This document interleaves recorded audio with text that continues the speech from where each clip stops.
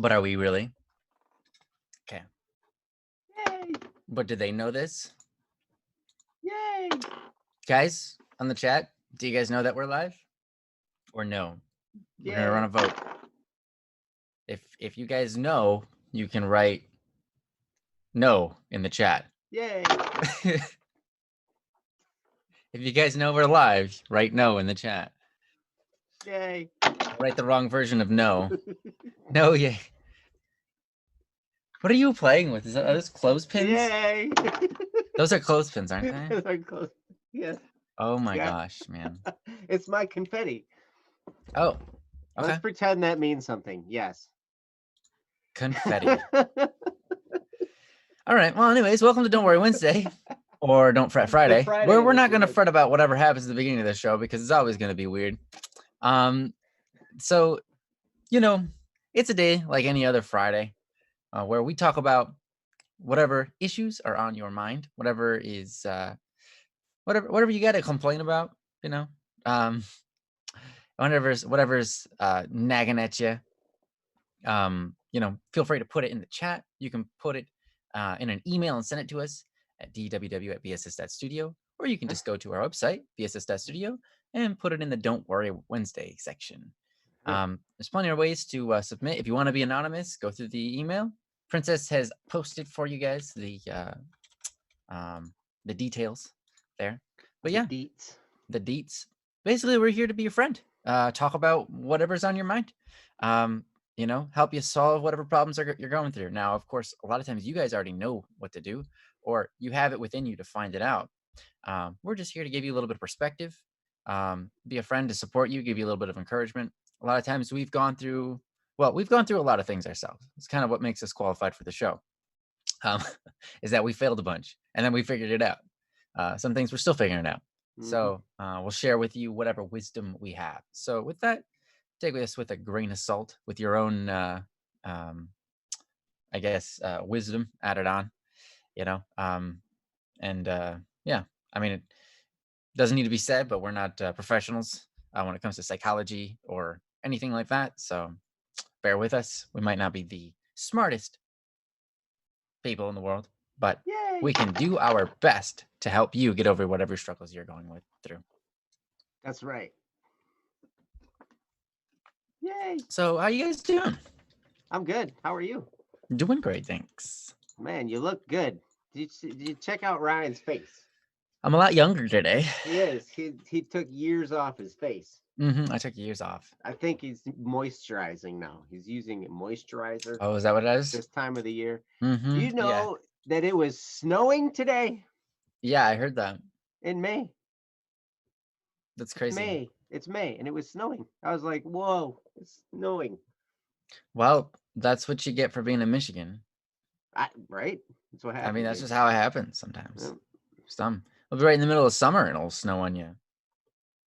Yeah. I mean, it was pretty much what, we're going through. Mm-hmm.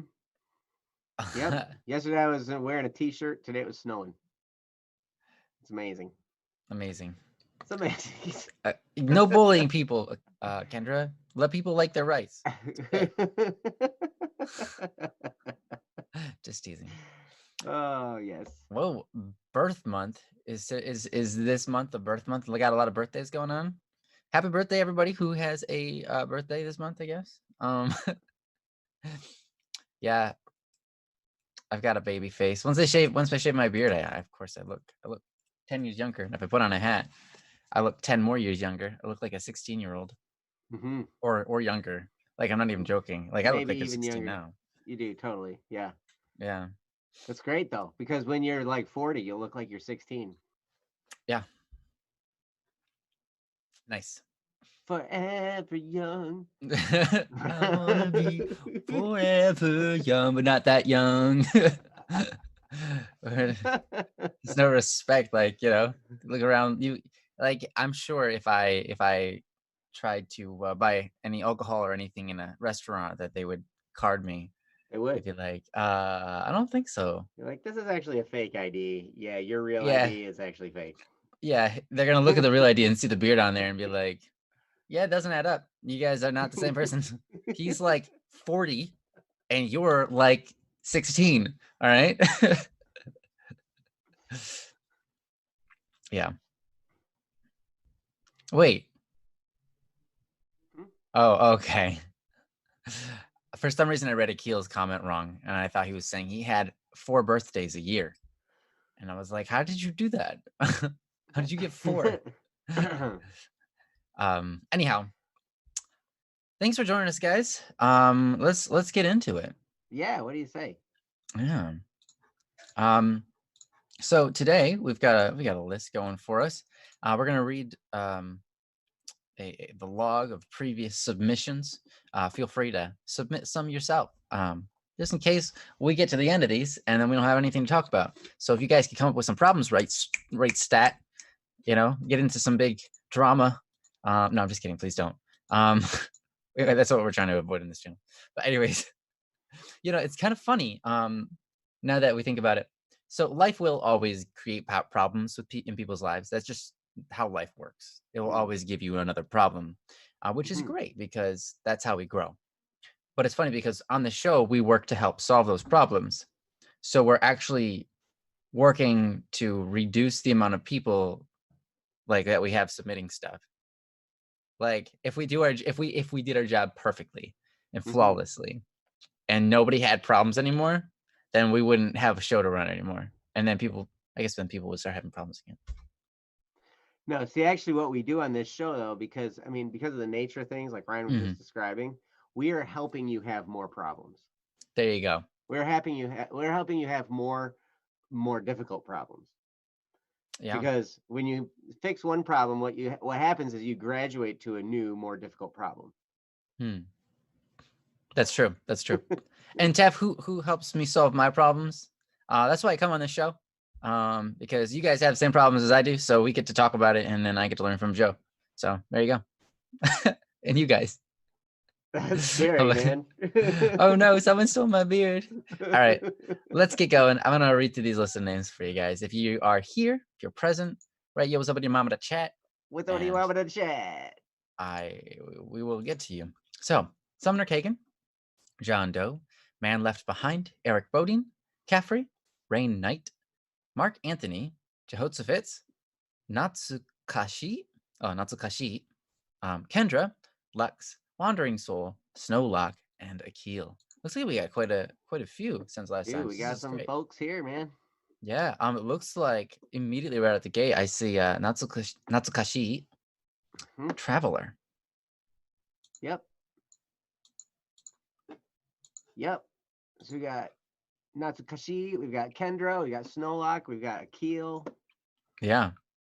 Man, oh man, look at all these people. Welcome. Your post is on someone else's behalf. All right, Snowlock. All good. Well, looks like we got quite a few, so let's try to start going through them. Hey. Yeah, let's do.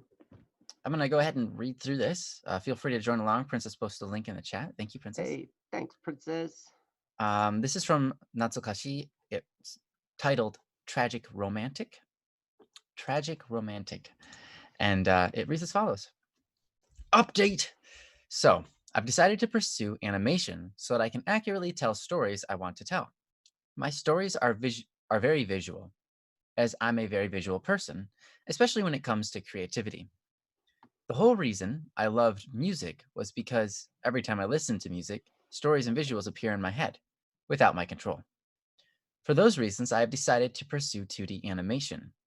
I made a goal of drawing at least once a month so I can improve my drawing skills. Plus, 2D animation was my favorite class I'd ever taken or I'd ever had in school, or in life as a whole. However, worry not, I'm still going to Japan and I'm going to live there. In fact, I'm going to work at an animation studio. Of course, they don't get paid too well, so I'll probably definitely have a side job. I'm going to attend college in the US, physically instead of online, because having completed school, I now miss having classmates and people to befriend and communicate with. After I get the degree, that's when I'll take the JET program, allowing me to teach in Japan, where I'll then gain citizenship after my time in the JET program has expired. Then I'll work for an animation studio or maybe even create one. That would be interesting. Either way, the biggest change is the type of content I'm going to make. Rather than vlogs, it's going to be animations. So Natsukashi Traveler may become Natsukashi Productions or something else with the word productions in it. Maybe one day it'll be Natsukashi Studios. Either way, I'll keep in touch. Anyway, sorry for wasting time. Onto the post. I love I love the feeling of love. It's a feeling that I always love to be in. No pun intended. I've been in love with a certain someone for quite a while now, but I haven't gathered the courage to ask again. Why? Because I know I'll be rejected. They do not love me romantically like how I feel for them. I know I'll be rejected because I already have been with them once before. I've considered asking again now that I'm 18, but I've been too nervous to. I don't want to ruin what I have, but I also like to be able to I express the love I feel for them without restraining or worrying about losing them. I'd do anything for them, and I'd do anything just for them to know how much I love them. I don't really know what the question would be here, but I do know that I love this person, but fear letting them know again because I know for a fact they'll reject me. Depending on the scenario, they might even be attending the stream. But either way, I hope I'm not too easy to read when it comes to who it is. Mm. This is by Natsukashi. I believe this is JTJ, aka Cherry. So Mm-hmm. thank you. Thanks, Cherry. Thanks for the update. Sounds really interesting. I know one animator, 2D animator. Um, they work pretty hard. And yeah, you're right. They don't get a whole lot of money, so it is a tough job in Asia. I think that they pay better in America, um, but then you're working on different kind of stuff, different content. Mm-hmm. So Rainy, what's no longer? I don't see Rainy. Anyways, oh, it's not. Yeah, it's not Rainy. She's not the animator. It's actually Miffy, a friend of mine. She lives in she's Malay. But anyways, um, yeah, I should consider working for Disney. That would be actually pretty interesting. That's quite the job, I'm sure. That would be pretty sweet, man.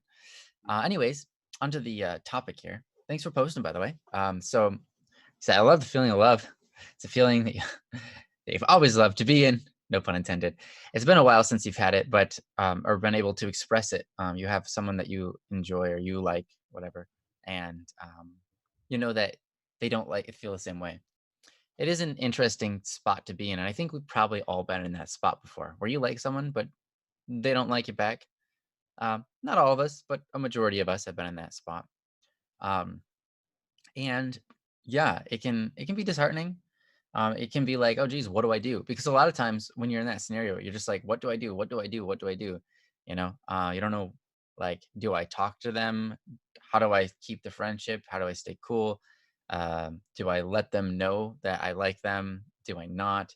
Um, do I remind them that I like them, even though that's just maybe would annoy them? Um, so yeah, it gets a bit interesting. I think there's a few things I want to say on this topic, but I'm gonna give it over to Joe and see what he's got for us. Well, first of all, thanks again, Natsukashi, for the post. It's definitely an amazing feeling, isn't it? That in love feeling, that feeling where you get all these wonderful, I don't know, the warm fuzzies there, and then sometimes the depth. There's it's almost painful, when you're around them, because you feel such a strong, you know, however you describe the feeling, an attraction or love, or however you describe it. But honestly, um, I understand not having the courage to ask again if you know you'll be rejected. But if you know you'll be rejected and you know what that's going to be like because you've been through it before, and there's a chance that you won't be, then I don't know. I mean, I guess it probably doesn't hurt to ask unless you think that in the rejection it'll destroy the relationship. So that's kind of what to weigh out in your mind. It's like, okay, do you still have a friendship with this person? And if so, is bringing this to light going to destroy that friendship? Is it going to harm it? Is it, how is all that going to play out in your mind? How do you think that's going to work out? That can guide your actions a little bit. But no matter what you decide to do, you can love them. You can act lovingly towards them. And what I would probably encourage you to do is to focus on love, in the sense more of uh, more of the type of love that Ryan talks about. Ryan talks about this a lot. He's talked with me about it a lot. He's helped me to understand what love actually is. What real love is. And real love is like, totally not self-serving. And in a way, I recognize the way I felt when I read your description here. Um, when I felt that way about a person, I started to realize that what I really wanted was I wanted those good feelings for myself, and I wanted them reciprocated. I wanted them, and it was basically about me getting this person, not getting them, like getting them as a person, but getting the feelings from them as well, right? So it was kind of more about me receiving love from them. That was what my attempts were in order to do. But you can always give love. Now, it's not going to be like a romantic love necessarily, but you can act lovingly towards somebody no matter what your relationship is with them. And it's a wonderful thing. I mean, even people who don't like you, you can act lovingly towards them. Even people who are mean to you and who bully you, you can act lovingly towards them. And sometimes being loving, because what's Ryan always say? He says love is just desiring the best for another person. So in this person's case, what's the best thing for them? What in your mind, what do you think would be the best thing for this person? And it's going to be different depending on who you're dealing with, depending on where they're at in their life and all that kind of stuff. Like what's the best thing that they could use at this point in time in their life? And a lot of times, just encouragement, acceptance, to be there for them if they need you, stuff like that. That goes a long way for just about everybody, no matter what time of their life they're in. But to just be there and to just be somebody that they can feel comfortable being around and be somebody who validates who they are and makes them feel good about themselves. Another thing that always sticks in my mind when Ryan, says it is, like it's not important what people think about you. It's not important that this person love you back. What's important is how do you make them feel about themselves? And when you can make this person feel good about themselves while they're in your presence, they will love to be around you. And when somebody loves to be around you, naturally relationships grow from there. So one of the best ways to cultivate a relationship, and whether it's just a friendship, a deep loving friendship, or that could progress into something romantic, one of the best things you can do is spend time with each other. And one of the best ways to spend time with each other is to be a person that they want to spend time with.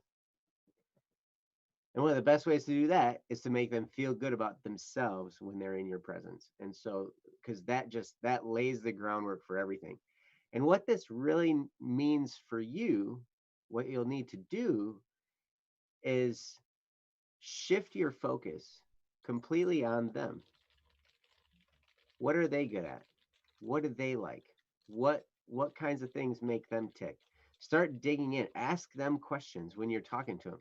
You know, always be kind of digging and drawing them out, asking them about themselves and finding those me too moments where you find points of commonality and stuff like that, because what that does is that validates somebody in their mind, makes them feel like, hey, you know what, I'm not alone in whatever I'm doing here, and I am a valuable person after all, because we all struggle with that. Am I right? Don't we all struggle with, feeling whether or not we're a valuable person? Am I valid? Are my feelings valid? Is what I do valid? Or is my thought process valid? And if you can validate other people, if you can make them feel like they belong and make them feel like they're valuable, they'll want to spend time with you. And through that time, relationships can grow.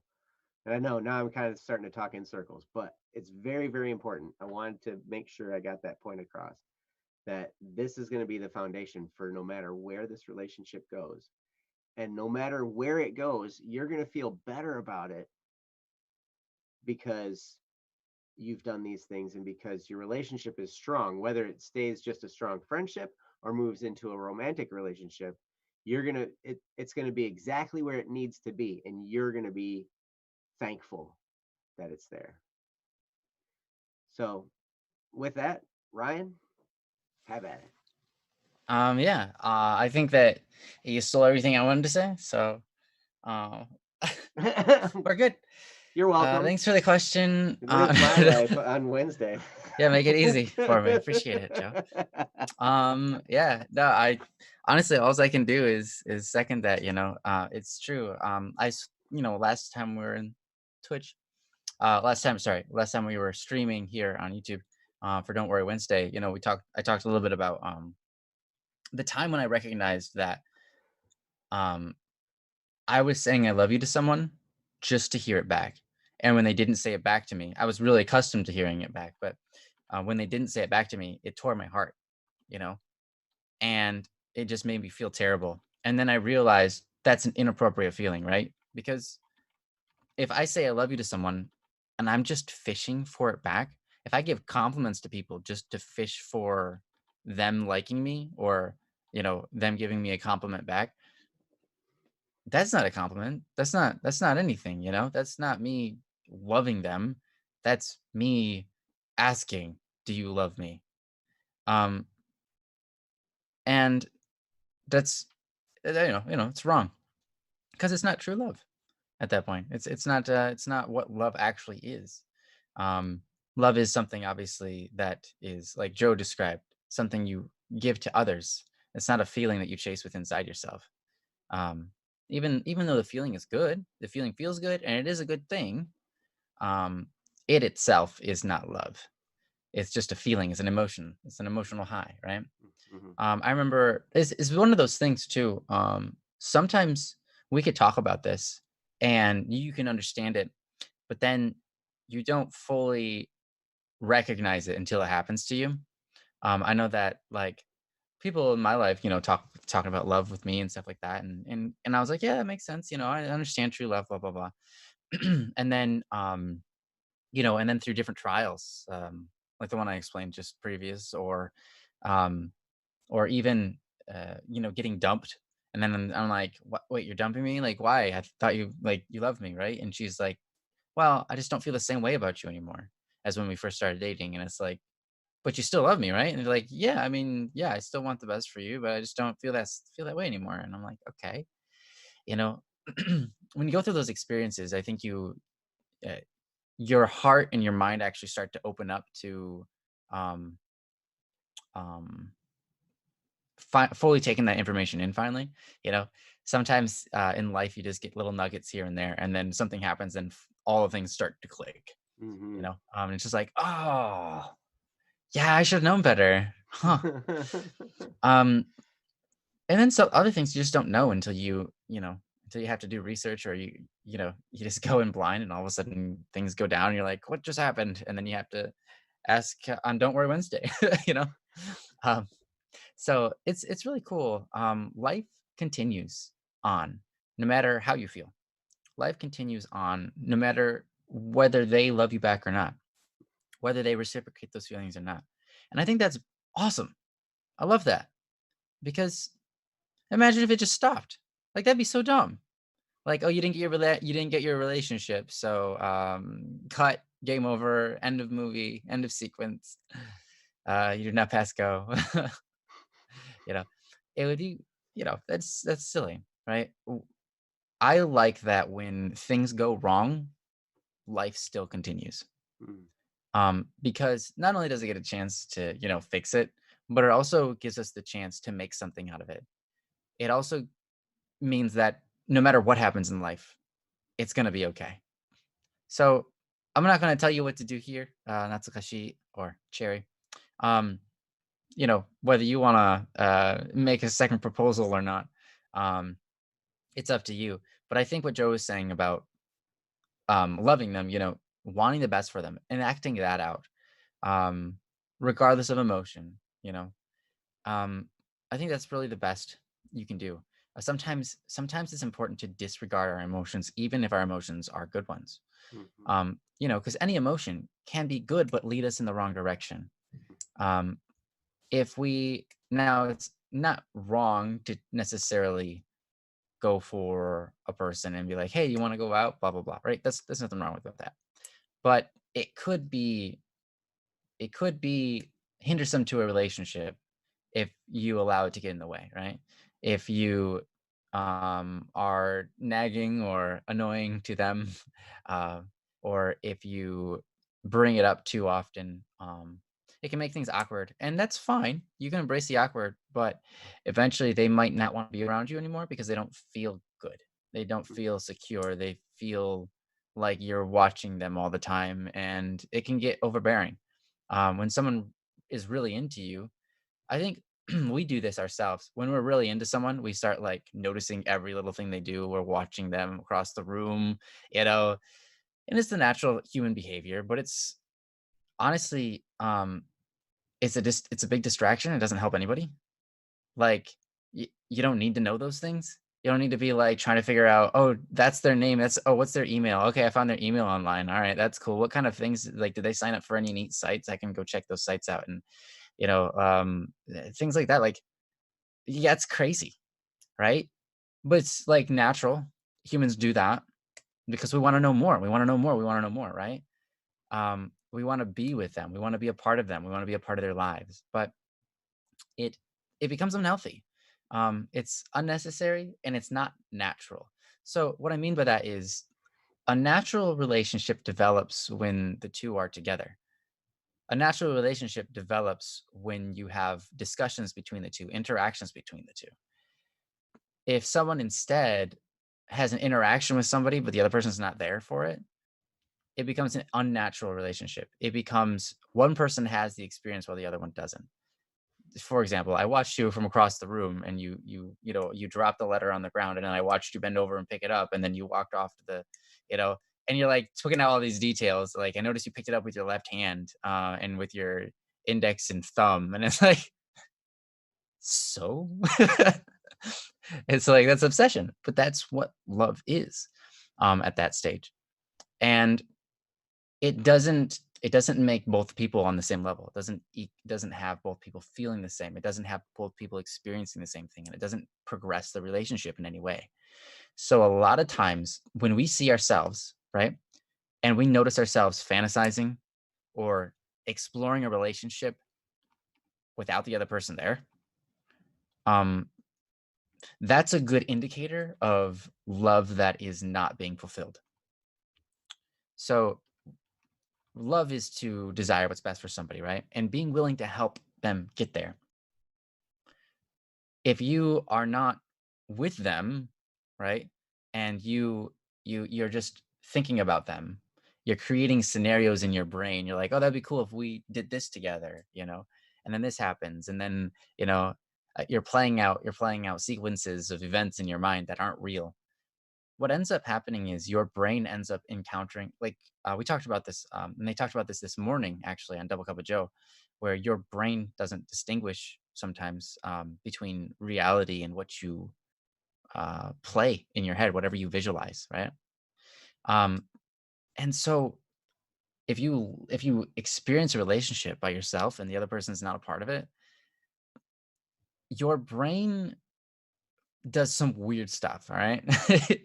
um, when you fantasize about a relationship that doesn't exist, when you create scenarios, you're like, yeah, we go on a date, we do this, that would be so cool, blah blah blah, right? And instead of actually just going out and doing it, um, your you end up spending time wasted, right? Because it's not actually happening. You use up your brain to create something that's not real or achievable, which is only a letdown. And you're programming your brain to think about things that are unnecessary and unhelpful to your relationship. Because when you think about those things in your brain, most of the time those things revolve actually around you getting what you want. And then you end up programming your brain to desire to get what you want more in out of this relationship instead of actually using that emotion to compel you to do things for them. Now you're using the emotion to com- program your brain to desire them to have the emotion back for you. You're programming your brain to be selfish instead of selfless, or rather charitable, I should say. Mhm. Um, you're programming your brain to just take all of those events and make them your own when they should be theirs. Those events should be theirs to experience. Um, so it's important not to spend too much time romanticizing in your brain about things like that. Now, dream building is important. Yeah. Like it is important. Mhm. Um, it is important to think about like, man, it'd be cool if we got married someday, things like that, right? That's good. That's good. Um, but too much of it, or if you notice that the track is for you to is a self-fulfillment rather than a united fulfillment, like they aren't being fulfilled by this is just something that you want. um that's that can be hindersome to yourself and to them. So it's important to be careful with those things. Now, I don't know if you do that, but I'm just saying, yeah. I mean, it's something. It's a trap that I know I fell into. It's a trap that a lot of people fall into. It's pretty natural, like I said. It's natural to go down that road, but that road usually doesn't lead to success. That road leads to um, just a lot of unnecessary pain and bad habits for your life. So, what I would suggest is if you notice that you spend time fantasizing about a relationship that doesn't exist, use that time better spent actually making conversation with the person. And if you can't make conversation with the person, then drop it until you can. If you can make conversation with the person, bring it up, bring up your idea. But as long as it's tactful, right? Like it would be cool if we could go to the park. That'd be really fun, things like that. That's awesome. But yeah, um, you know, I would say just go back and listen to what Joe had to say. I'm just kind of sitting here giving you warnings about about signs that could lead to bad things. Ultimately, love is a beautiful thing, right? Mhm. The relationship might work out. You never know, right? You've heard Joe's story where he tells, how he got into the relationship he has with his wife, how he got married, and how he got rejected Mhm. before they ever started dating, and eventually they got married, right? So it happens. Love is a wonderful thing, but the thing is we have to make sure we don't confuse love with the feeling, because in the English dictionary we call the feeling love as well because it's associated. It's an associated word that we just call the word that it's associated with, but it's not the true fullality fullness of the word. There you go, full truth, Fulality. I like that. fullality. The Yeah. fulality. Yeah, it's not the fullality, truality through stuff ality Stuff for the word. fulality. So, but yeah, really, ultimately, what I'd say is use this to compel you to do wonderful things for them. Use this emotion to spend on them, not in a way that gets you something in return, right? But it helps them move forward towards their future. The thing is, this feeling will fade, just like any other feeling, right? Mhm. It's an emotion. And emotions fade. But the beautiful thing is, if you spend your time helping them move forward in their life because you're compelled to, that doesn't go away. That remains a part of their life forever. Mhm. And so what you can do is invest this emotional charge you have towards, yes, bettering the relationship, but also helping them in their entire life, like shedding truth on them, helping them through their difficulties, helping them with projects, helping them dream up the dreams that they want. Really indulge that. Ask them, what kind of things do you like to do? And then like dig into it. Like start dream building with them. Like, oh, that'd be so cool. You could take that and you could go this way, you could go that way. What do you think? Is that a good idea? Things like that. That really helps build them up inside. It makes them feel important. It makes them feel like their ideas are worth listening to and worth having and worth pursuing. And that's so important in a person's life. So if you can supply that to them, like that's amazing, right? Um, and then you use this emotion, which has a lifetime, to give them something that will last forever. And I think that's part of what love is. Part of love. I remember, there's a song. It's one of my favorite songs. But anyways, it's called "The Summons." Um, and I remember listening to it in church one time and ended up crying because it was really beautiful. I actually just gone through. I didn't have the relationship, but I had a girl that I liked a lot, and then things went sour and ended up not really terribly sour. We still were friends, but we parted, type of thing. And I remember hearing this song. It's called "The Summons." Princess just shared it with you. It's one of my favorite songs. Um, and it says there's a couple things in it. There's a couple of lyrics that I remember listening to while I was singing it in church, and then just kind of like being overtaken by emotion and just start crying, which I never like cry. Like that's super rare. So I was like taken by the Holy Spirit, uh, as if you will. Um, and so if you can, feel free to listen to that song and listen deep into those lyrics, um, because it is a beautiful side of love that I did not talk about here, and it's the essence of I talked about briefly rather. It's the essence of love is when you grow in somebody else and they grow in you. And it's a weird thing because how do you grow in somebody? That's weird statement because you never actually physically become attached to that person, right? But yet your abilities and talents have the ability to aid them in their life, but also the ability to grow certain parts of them. You enhance their life. You become a part of their life for the rest of their life because you had a drastic difference on it, you know? Um, and you two end up becoming one. Even if you didn't end up in a romantic relationship, you still become one because your paths cross, they link up, and they become united. And the way that you share your experiences and the memories that you have from the occasions and the wisdom that you learn and the struggles you go through together, they remain with you.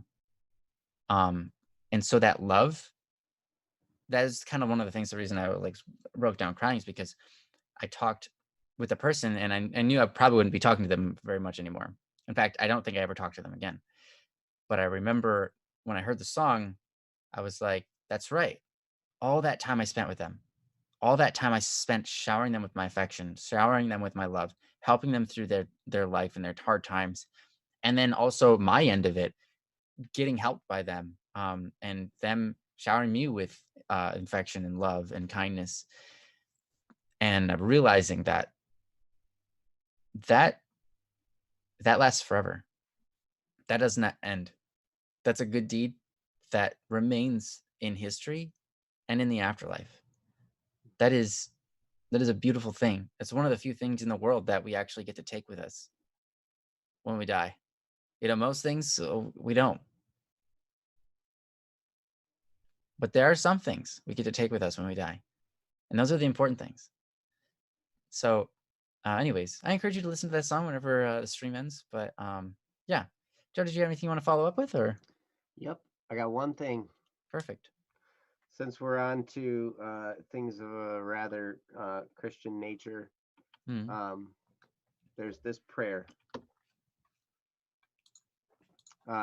this prayer at a time, Oh, because like, besides that, okay, yeah. so you're dealing with all this stuff, right? And we've, Ryan's giving you some really good things to look out for, some things to kind of guide you along your path.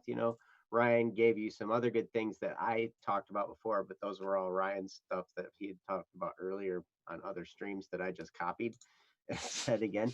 So, Appreciate that. um, Save me some time, I guess. No, I'm just kidding. um, but so how do you navigate this time then?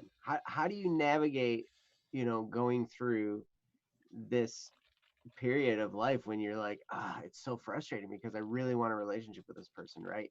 And it's just,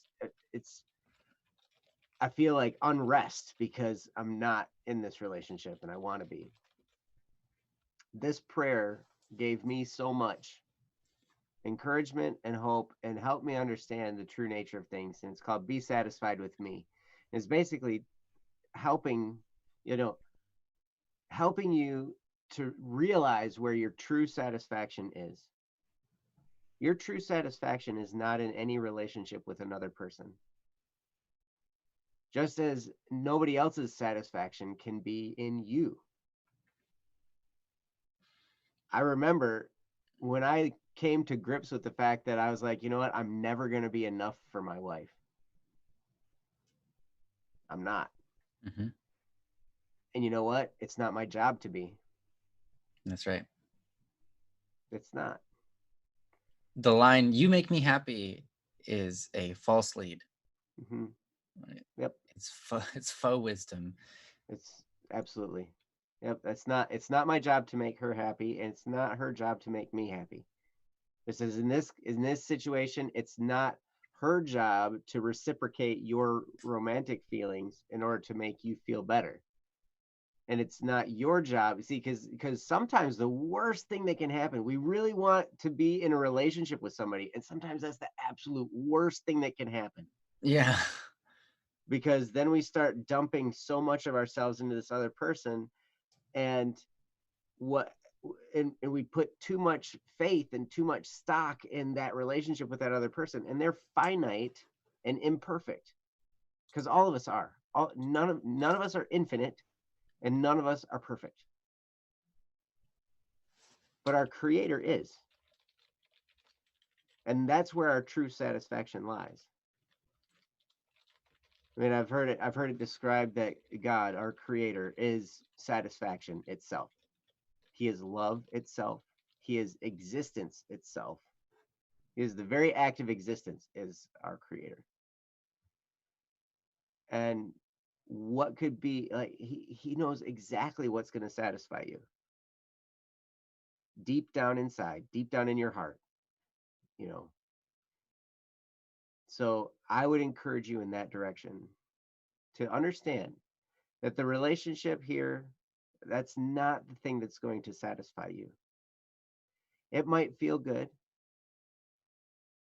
and it might be a wonderful thing, but relationships, that's like one of those things. It's like graduating to a new set of problems. It's like when my buddy got married and they had some like big argument the day they got married.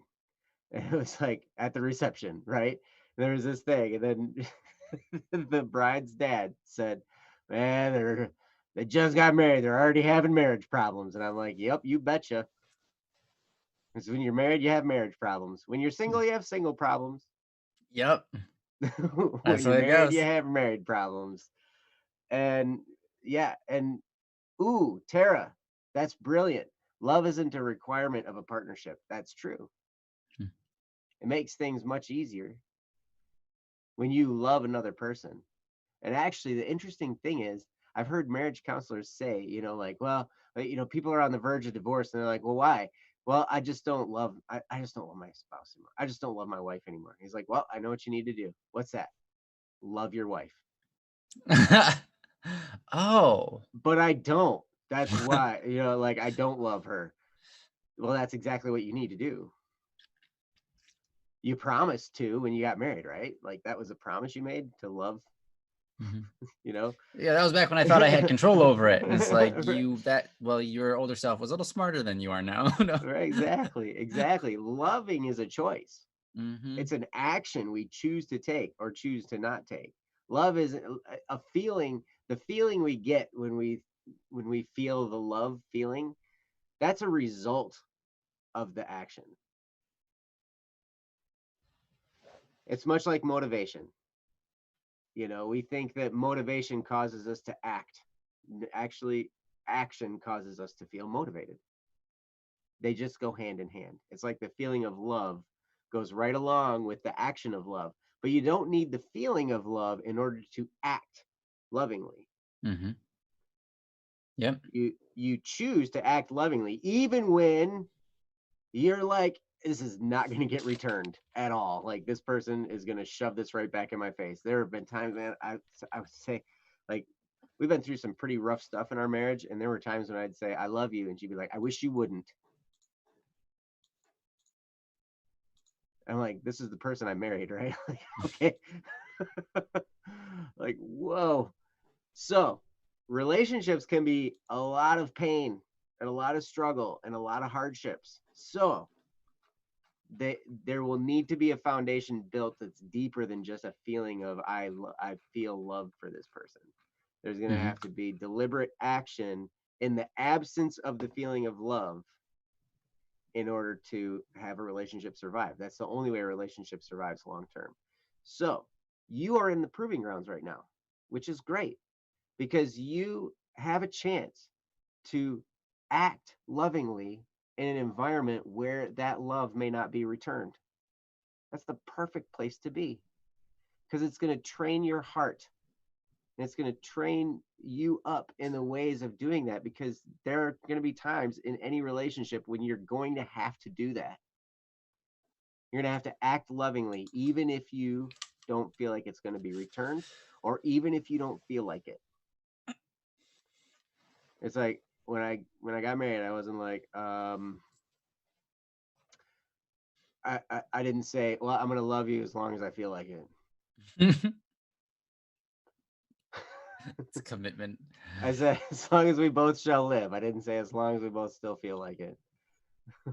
Like, but when we put all of our stock in the feelings, then that's kind of the foundation we set ourselves up on. It's just not solid. So read through that prayer. It helps. It will totally help to put some things into perspective with where to seek the satisfaction that you're deeply looking for. And then a lot of things start to fall into place. And things that you thought mattered don't really matter so much anymore. And it's a really, really cool thing. So I hope some of that was helpful for you. Ryan, I will turn it back to you since you're the host. Nice. Yeah. Well, thank you so much for the topic, Cherry. Hopefully that was helpful to more than just you, to other people in the chat too. Obviously, this is a subject that I think a lot of us have to go through and experience in our lives. So it's really really great to have the chance to talk about it. Of course, we're not professionals in the field. No one is, no matter what you can, whatever degree you get. But no one's the love doctor for real. Because love is a story full of issues and delight. So yeah, we hope that was helpful to a lot of you. And we're gonna move on to the next topic. Thanks, Cherry. Um, so, Kendra, are you still with us? If you are, throw down a hoedown in the chat now. Throw down a hoedown. That's the best one I know. All I could think of was to swing your partner round and round, kick him in the butt, and throw him on the ground. That's a throwdown. It's a throwdown hoedown. Okay, so I'm gonna go ahead and read the names off again. Sumner Kagan, John Doe, Mayhem Left Behind, Eric Bodine, Caffrey, Rain Knight, Mark Anthony, Jehoshaphat, Kendra, Lux, Wandering Soul, Snowlock, and Akeel. Now I know that Kendra was here a little earlier. I saw. Did I see Lux? I'm not sure. I didn't. I don't think I saw Wandering Soul, but I did see Snowlock and Akeel. So, if yes, you Snowlocks is one for a friend of theirs. It sounded like yes, that's yes. somebody they know. Mm-hmm. And we also have Little Miss Fancy was asking if we would do Wandering Souls. I don't know if that's a thing we should do with Wandering Soul not here. Is Wandering Soul not Little able to Miss make it much? Fancy. Little Miss Fancy. There's so many ways you could take that, Princess. Wandering Souls should be here. Like they should be here in the chat, or Wandering Souls, they should be here. Yeah. Hey little miss. Yeah, you said do Wandering Souls. Maybe that's because you thought that they were here. I don't know. But if they're not here, I don't really want to do it unless they've given some kind of approval to do it without them. So we had a couple of people here that are now missing when it's time to do their topics. Snowlock. Okay, there's perfect. All right. Well, we'll do yours, Snowlock. Since you're here. Thank you. Thanks for coming back to us. Baby, come back. Hey. You can blame it all on me. All right. I was here listening. Oh, there's a friend here. Always been here. Well, maybe their friend is here. Maybe not. I hope they are. But if they're not, that's all right too. Because this is something that Snowlock can take to them. Oh, they are. Awesome. She is perfect. Well, wonderful. Thank you so much for the topic then. Let's dive into it. You ready, Joe? Shoot. He says shoot. Shoot. Is that shoot as in go for it, or shoot as in like, oh, poop, I messed up. Oh no.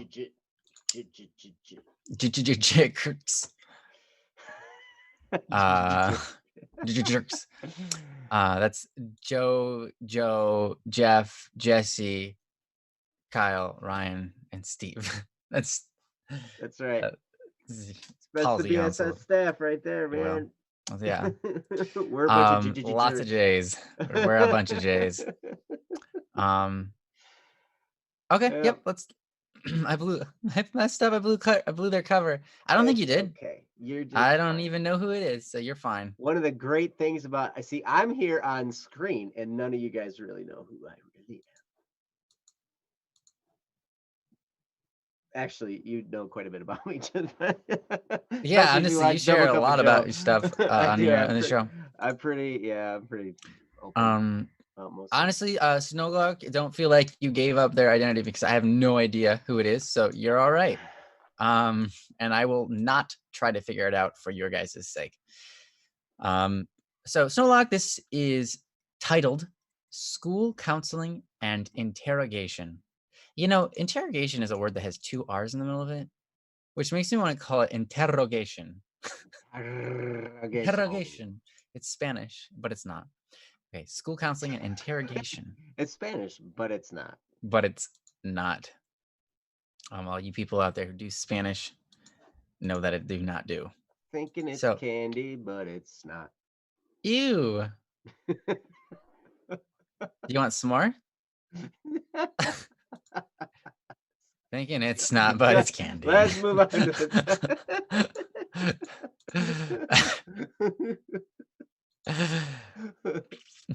Hello, detectives. Despite this post obviously being posted no other than I, Snowlock Holmes, by no other than I, Snowlock Holmes, the post itself isn't actually coming from me.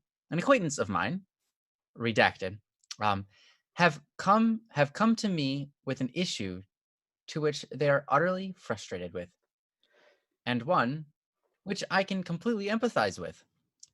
I've interviewed them and got their take on the matter, and with their consent, I'm writing this post on their behalf. And then it says, this post is not addressing from my perspective.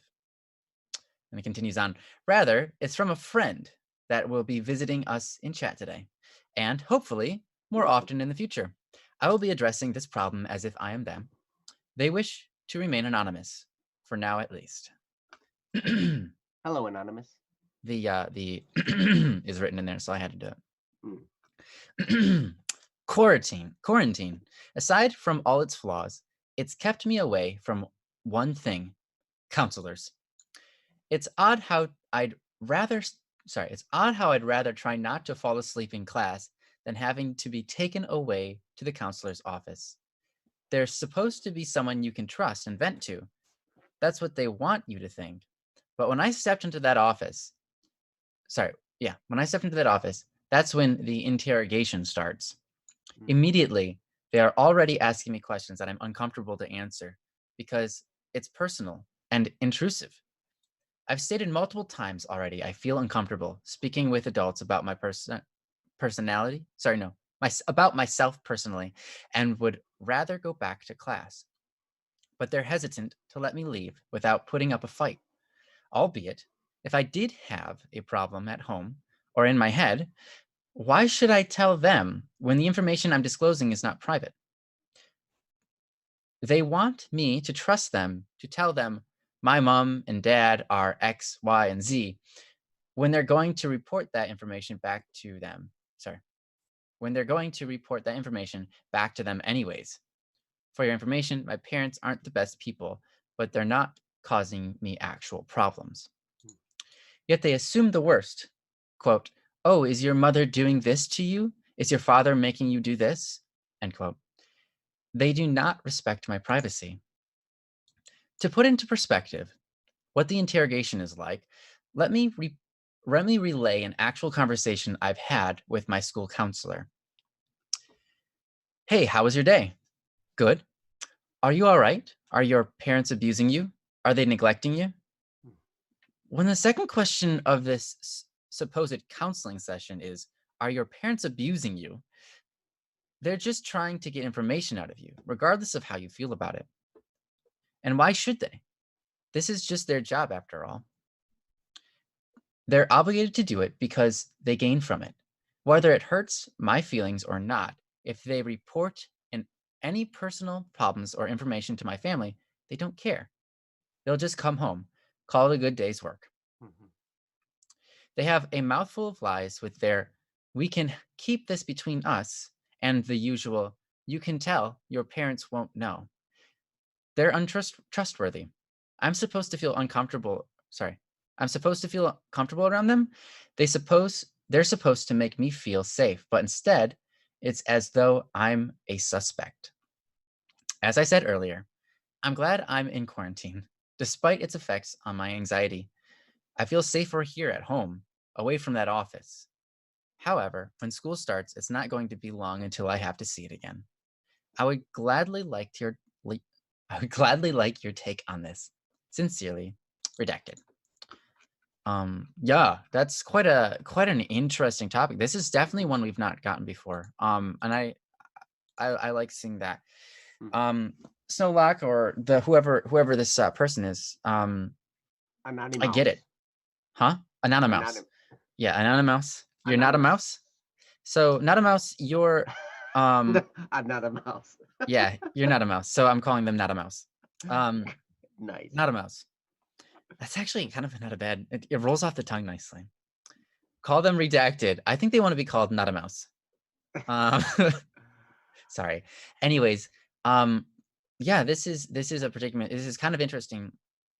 I think we've all been interrogated before. Mm-hmm. And there are things that there's literally no reason that we should share them.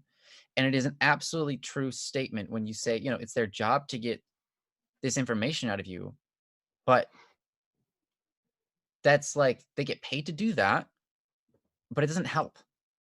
Mm-hmm. Um, sometimes there are occasions where sharing things out loud with a counselor can make you feel better, can make you feel more secure.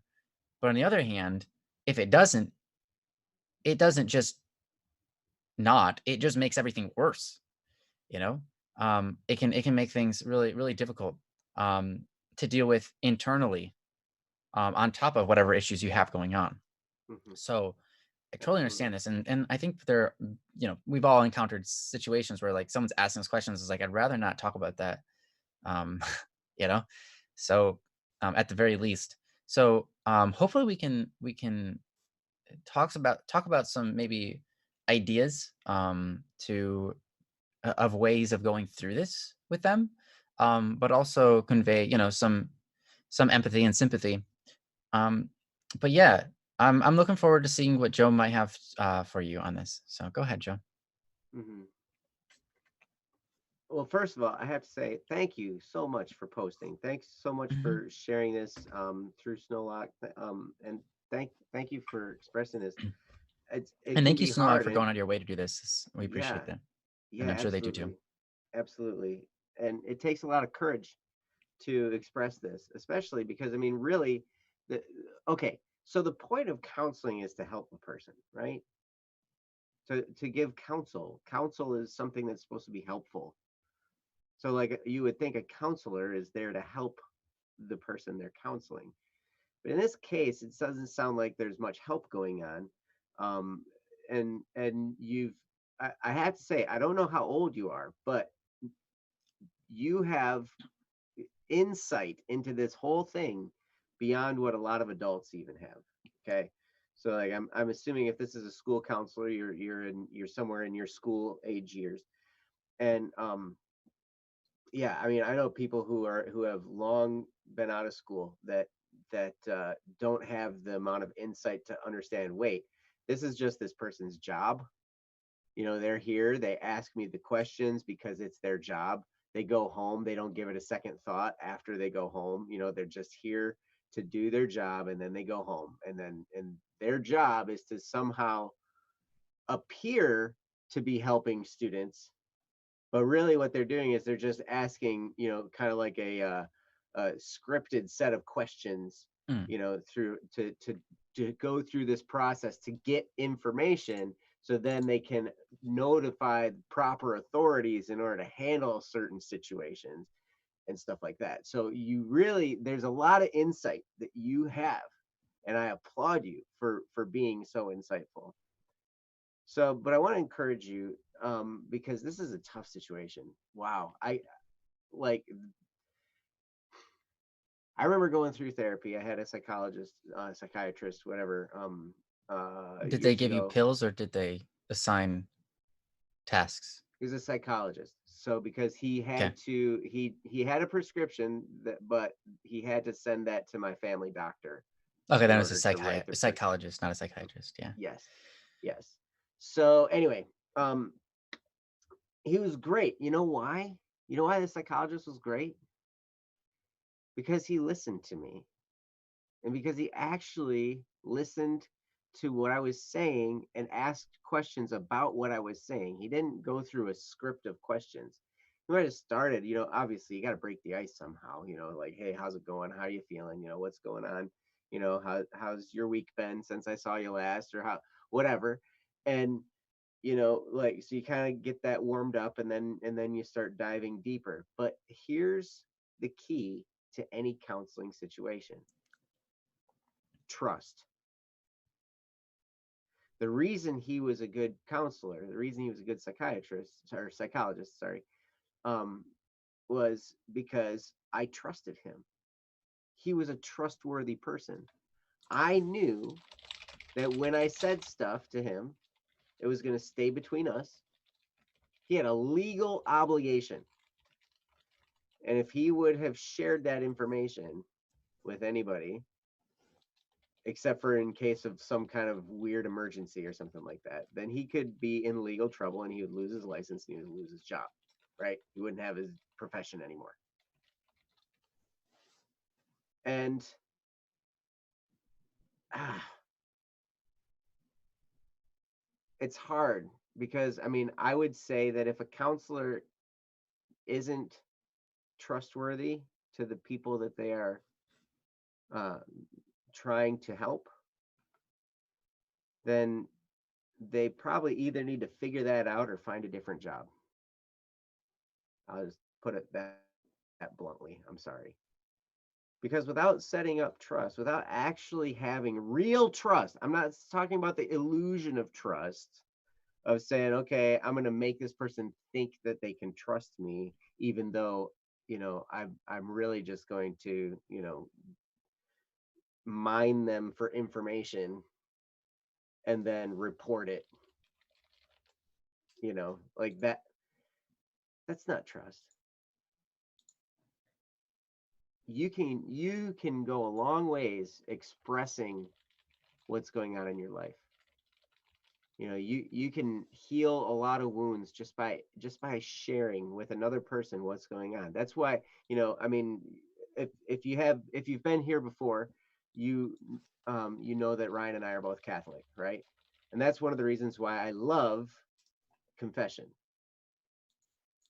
is because it's a place for me to express the things that I've done wrong, and it's a way to heal from that. It's a way to separate myself from the things that have taken place. And in this instance, if you're having things that are going on in your life, if there are problems that are occurring, and the answer is to go and talk to a person about it, you know one of the things that's going to happen there is, like, you're addressing the issues in a way by separating yourself from the issues, if that makes sense. Put another way, you are not the issues. The issues are a separate thing. You talk about them to bring them to light so you can understand, okay, these are not a part of me. These are foreign, right? They can be handled and gotten rid of. They can be handled and dealt with and removed from my life. So I'm here, my issues are here. They're affecting my life. The only way to get rid of them is to, you have to identify them first. And that's why talking about them can be so powerful. However, if somebody's only goal is to find out these things so they can point a finger of blame at somebody and get you know do something to somebody else, then that's not really solving the problem. It's just creating more. So, I mean, from what you're describing, that's kind of my take on this whole thing. I mean, I just have to say, I'm so sorry. I'm so sorry that there's an environment where, you are put into a situation where you're supposed to be able to share what's going on so you can identify problems and remove them from your life, but you can't trust the person in that environment that's supposed to be helping you. I'm so, so, so sorry that you're experiencing that. And I want to apologize, even though I'm not really part of the situation. But usually in those types of situations, the actual person isn't going to apologize. So I'll apologize on their behalf. um, and um, and I honestly, I hope that some of what I said can be beneficial. And I know that the person you really need to hear from is Ryan, because he has the heart that of he really truly does have a heart of a counselor. He has counseled me through so many things. I mean, he always talks about me as he's helped me grow and helped me get so far and get as a musician, and all kinds of different things, right? He puts me up on this pedestal, and you know I agree, I've helped him in some ways, but man, I don't think I could ever hold a candle to the ways that he has helped me just sort through my uh my thinking, and not just particular thoughts, but just the whole train of thought. It's like, okay, your problem isn't the problem. Your problem is the entire direction you're running in. Like, okay, fix that, and then all these things will work themselves out. Like, Ryan is so good at doing that. So I'm looking forward to hearing what he has to say. Oh, thanks.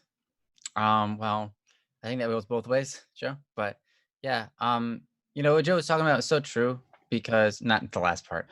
The, It I is so mean true. the That is so what he true, was talking man. I'm about. so good. Yeah, yeah, absolutely. I'm the best. It's freaking the hotness over here. So no, when you have someone who's a counselor, their entire goal is to counsel you. But the counselor doesn't end up actually doing any counseling, right? Um, it's funny because the word counsel also has the same root as console. Hmm. So when they are attempting to console you, right, they hope that it counsels you, but it doesn't, because it actually has the opposite effect.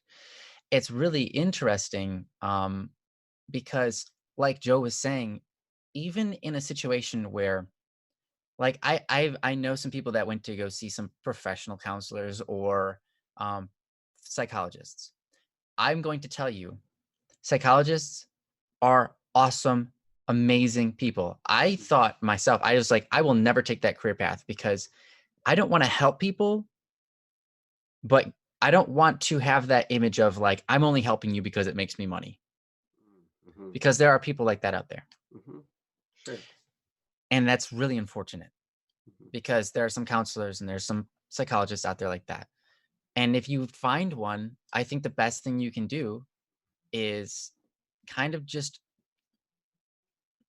you can listen to what they have to say, but that understand two things. One, they have lived a life. They probably have some wisdom they can help with. Mm-hmm.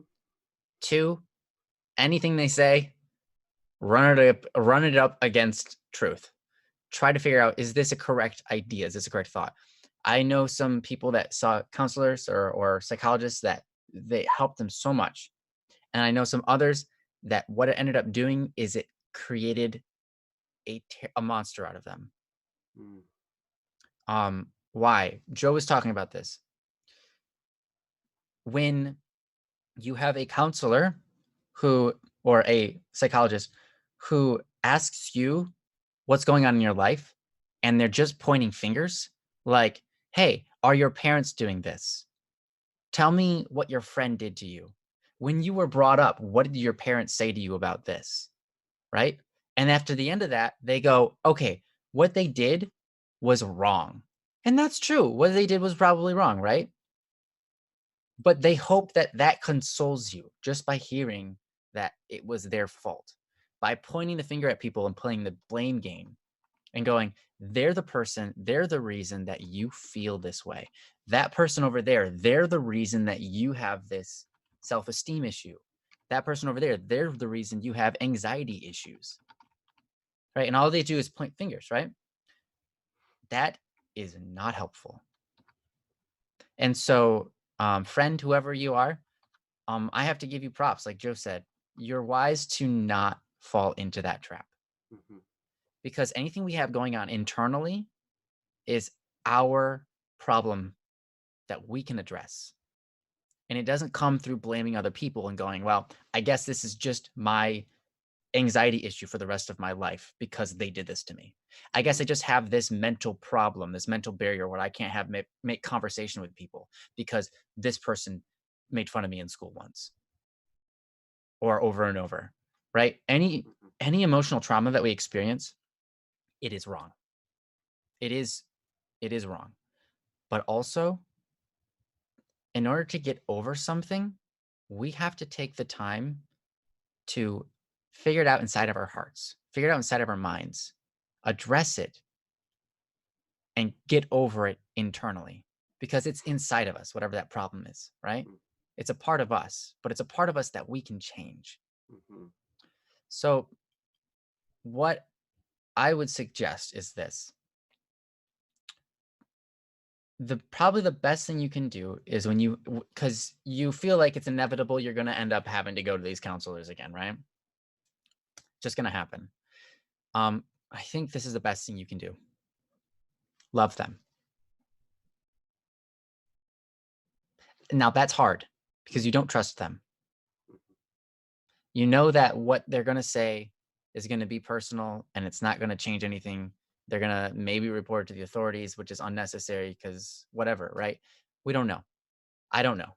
But the best thing you can do, and this is really weird, but is to love them. Not necessarily respect them in the way that you are willing to follow their every word, but to respect them as a human being.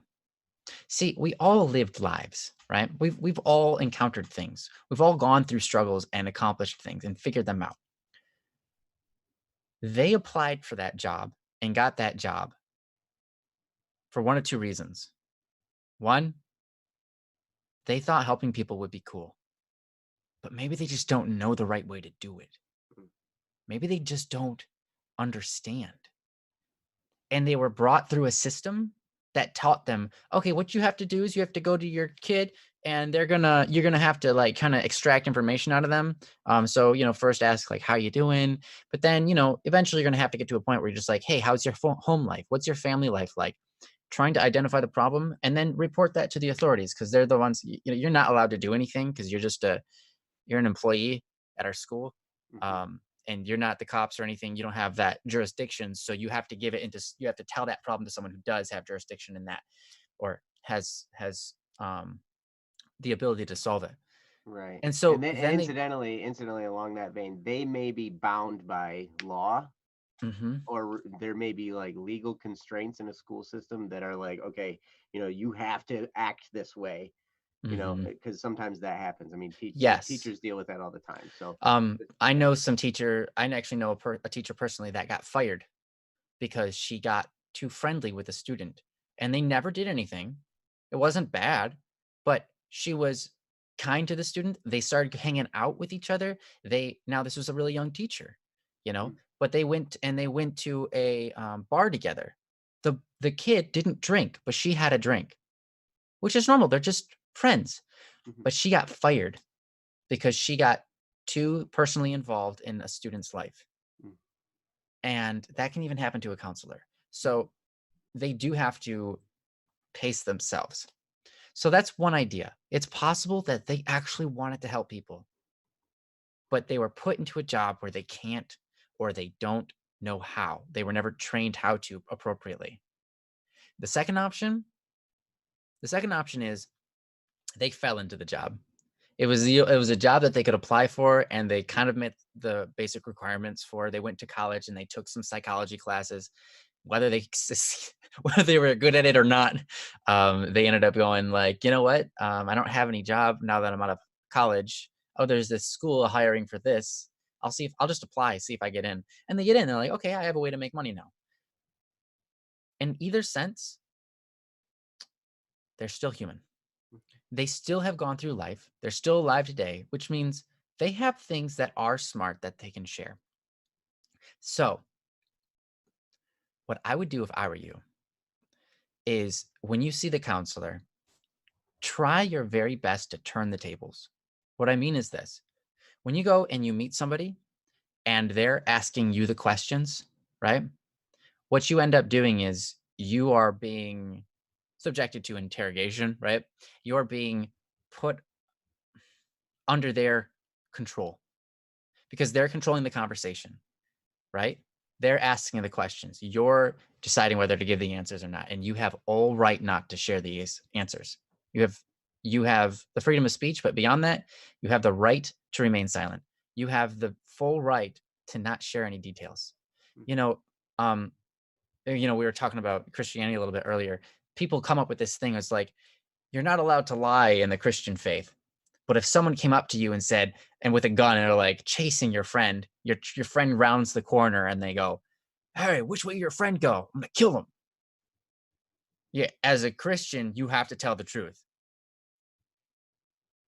No, as a Christian, you go, "I'm not telling you. I'm mhm. not telling you that." Right? It's not a lie to say that. It's literally it just flat out. I am not telling you where my friend went. You are trying to kill him. So, duh, right? And you have full right. So, to remain in control, remember that you can deny to answer. You don't have to feel like you're being interrogated.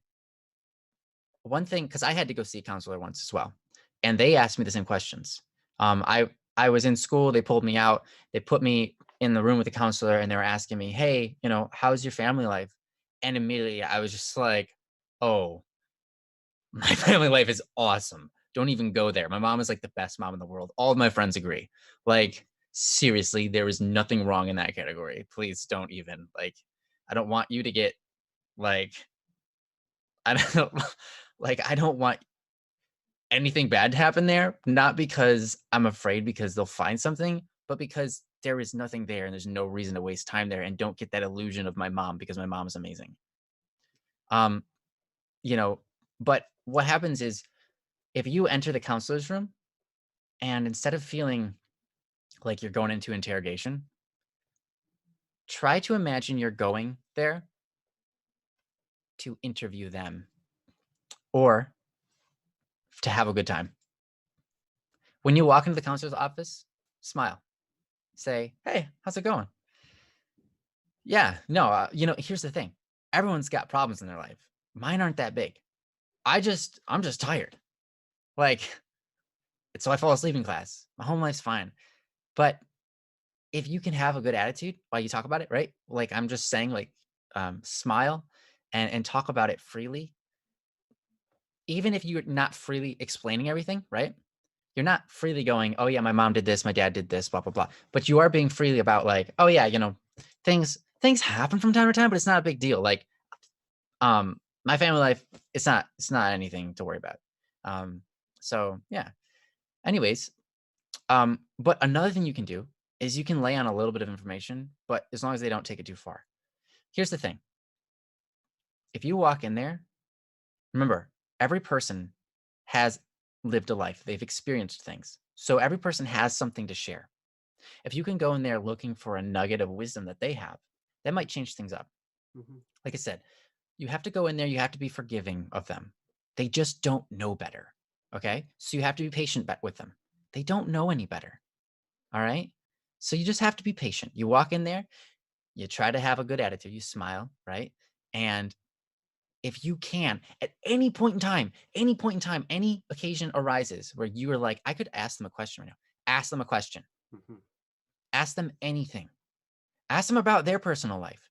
Ask them if they have any pets. Ask them questions. Here's what's going to happen. You'll actually start to communicate with them. They'll loosen up. You'll loosen up.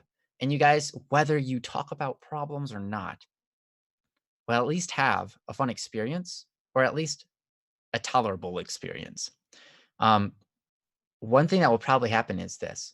If you make a friend out of them, they're more likely to actually start fulfilling that role of counselor. Mm. Because until you make a friend with somebody, they don't really care about you. That's part of what a friend is. A friend is someone who cares about somebody, right? If you can if you can ask them questions and get to know them, they're going to feel like they're connecting with you. And then they're going to actually start caring about you. And then they'll start actually asking or treating you the way that you should be treated. Yeah, the way you should be treated. Mm-hmm. So my best advice is to try to go into the counselor's office whenever that happens with a completely new set of attitude and intentions. You go in there, it's not an interrogation.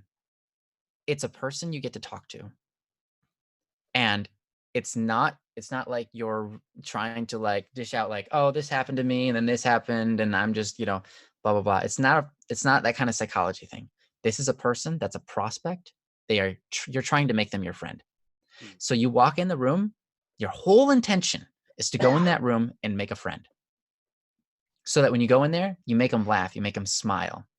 You smile and laugh yourself. That's one of the keys.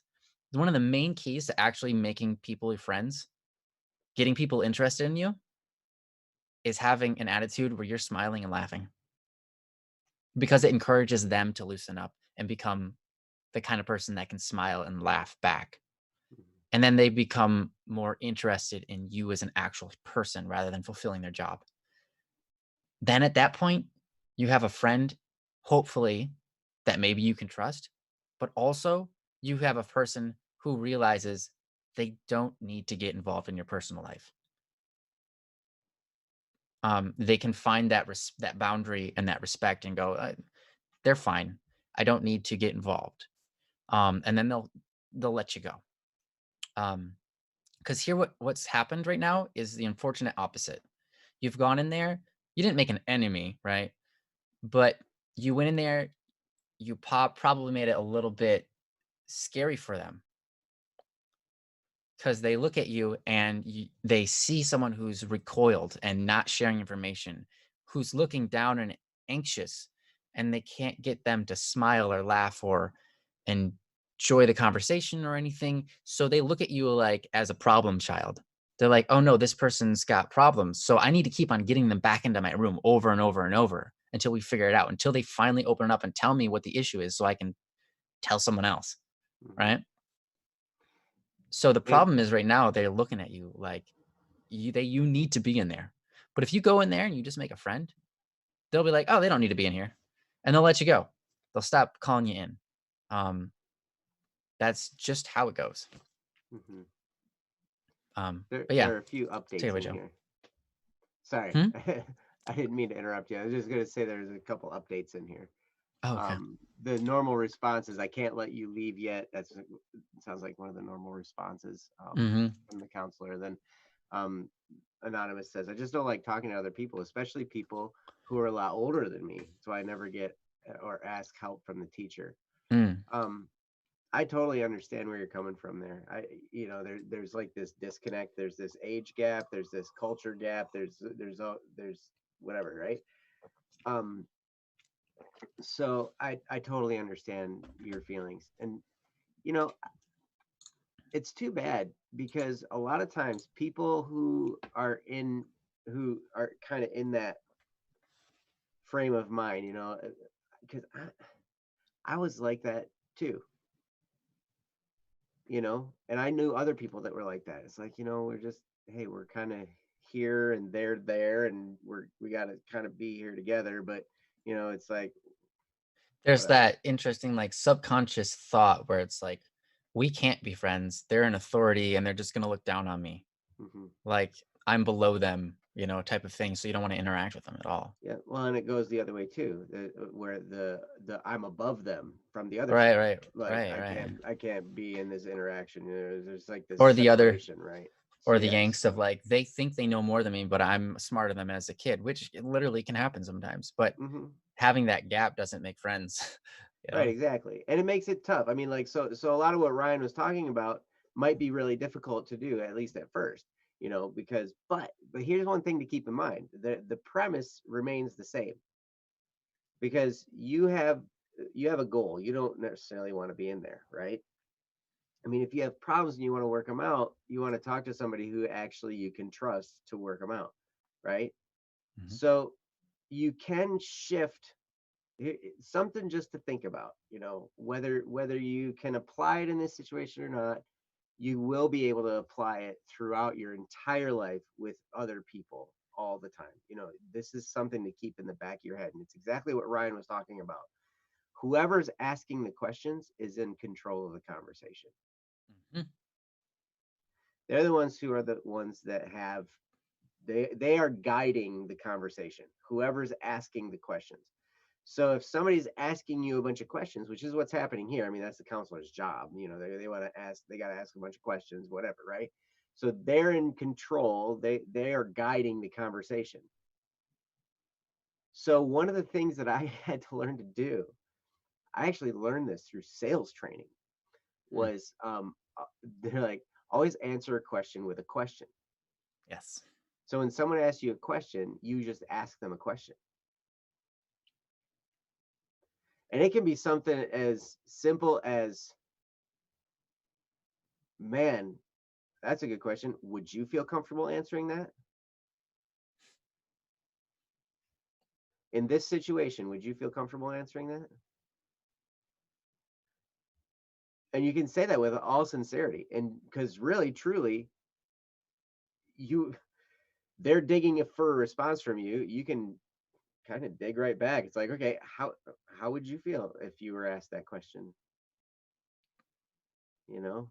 How would you feel if you were in my shoes? Like, I mean, these are some of those questions you can ask. But just if you can stick that thought in the back of your head, that in any interaction with people, the person asking the questions is the one that's guiding the conversation. Remember that. And that will help you in all of your interactions, because even if you answer the question but then phrase you give them an answer, but find a way to phrase the answer that then asks them something. It's kind of like then the interrogation from their end will stop, because now it's no longer them just blasting you with question after question after question. Now what's happening is you're asserting a little bit of authority in the conversation now, Mhm. which When then sets you on a little bit more of an equal playing field, and then maybe you can then guide your way through, and like if it works out the way Ryan was saying, if you actually end up building some trust with this person so you can talk to them, wonderful. If not, it's going to pave the way for you to easily get out of the situation because they're going to have more respect for you, Mhm. and so then they'll be able to, you will be released from that situation faster, I guess, is what I would say. So that's what I had. Yeah, no, it's awesome. Obviously, we should kind of close this one down, but I did have like an example of what Joe's talking about. If they come to you and they're like, "Hey, yeah, how are you doing? Good. How are you doing? Oh, doing good. Is your how's your family life? Are your parents abusing you? Your response can be, actually, I have a question for you. And you can literally ask anything you want. But to just say, actually, I have a question for you real quick. So can you explain to me, like, how did you get this job? Like, where, like, how did, like, what do you do also, what do you do with the information that, like, if I tell you, like, I accidentally hit my sheep with my car last night. What do you do? Like, what happens to the information? Like, do you like write it down somewhere? Do you share it with the authorities, or like what's the process there? Then ask them about their job, right? Literally just ask them about their job because they have a lot to do in their job. You can always, like, one perfect line that's sales will teach you is the, oh really, why is that? Mm, So you ask them a question like, "Oh, actually, hold on. Could you tell me, like, how this whole thing works? Like, how what do you do once I give you the information? Like, do you do anything with it, or you just hold on to it, or are you just trying to, like, tell me, what I should do in my life to fix it?" hmm And you then can when they simplify answer that that, you can you just simplify that go, just "Oh, like, why do you ask? Why are you asking this? yeah, yeah," or why do you ask?" Yeah, they ask the question, you say, "Oh, I hmm, interesting. Why do you ask that? Just out of curiosity. Why do you ask?" And then they can respond, and then you can go, "Oh, really? Why is that?" With, like, to anything. "Oh, really? Why is that? Oh, really? Why is that?" Over and over, pretty much. Obviously, you have to pay attention to what they're saying, and you have to, yeah, attempt to get them to talk about anything. But what ends up happening, like Joe said, is you end up controlling the conversation.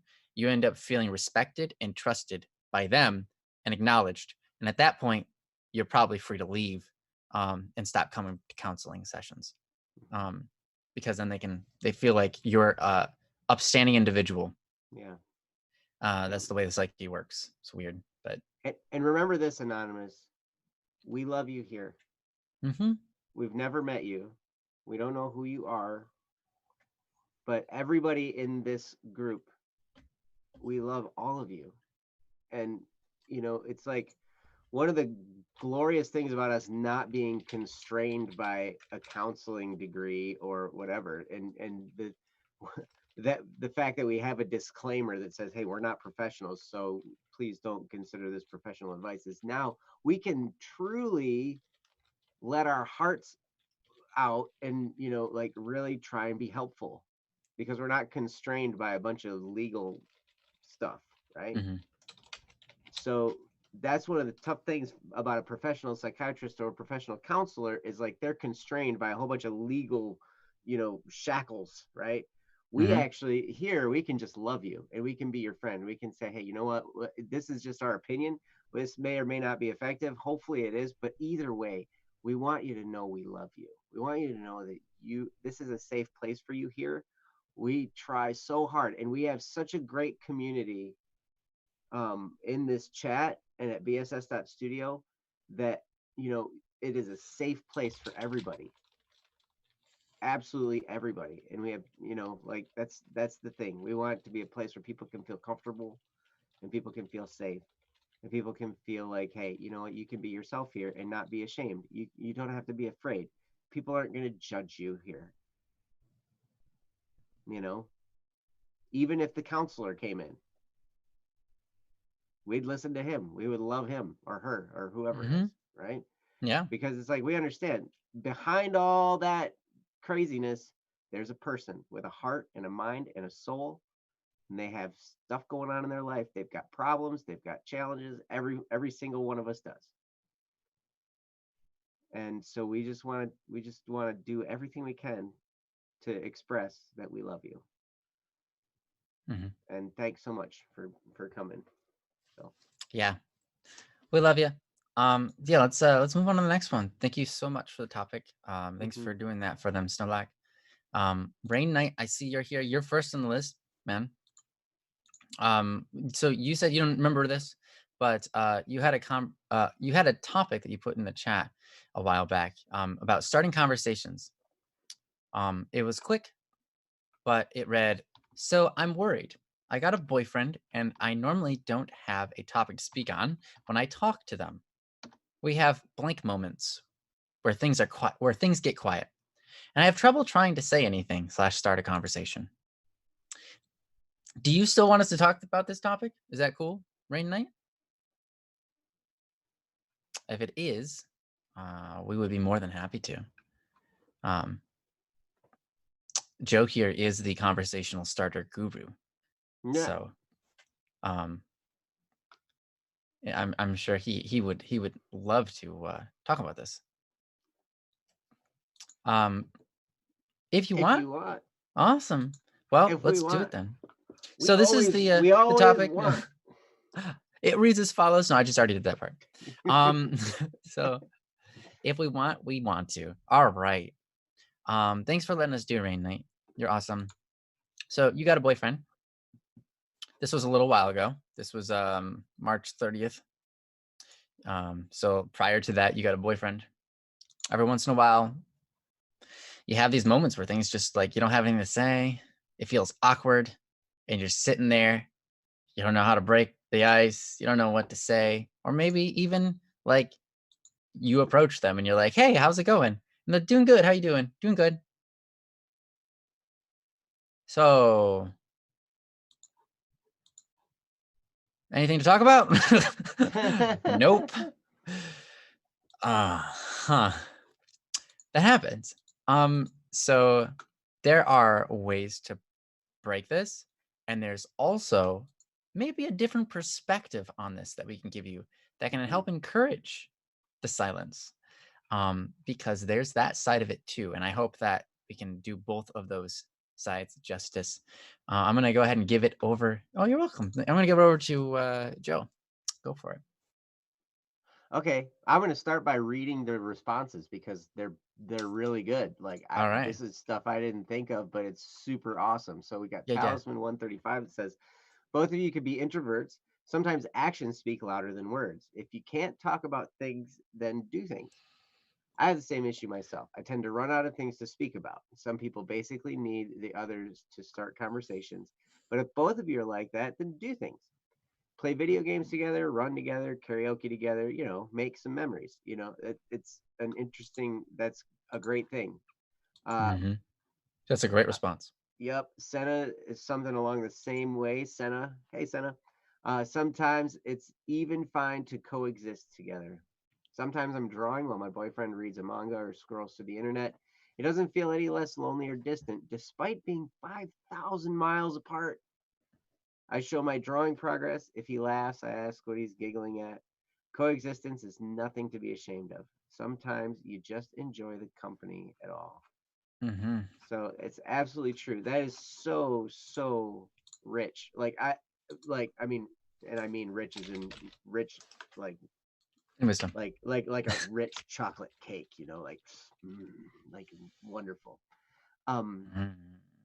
so yeah, and I think of an example of this, like my wife and I were dealing with, I mean, we've got kids and we got issues. There's all kinds of stuff going on. We got the quarantine. We've got, Mhm. there's no school. She's basically homeschooling them now and everything. And so like we ended up asking my mother-in-law, excuse me, and father-in-law to watch them while we went out and got groceries one time, right? And Mm. just us going out and doing that because we were kind of on a mission to get certain groceries, and there was something to do together that helped us to bond, and that alone started a conversation. We had a delightful time while we were out there amongst all the other people wearing masks and such.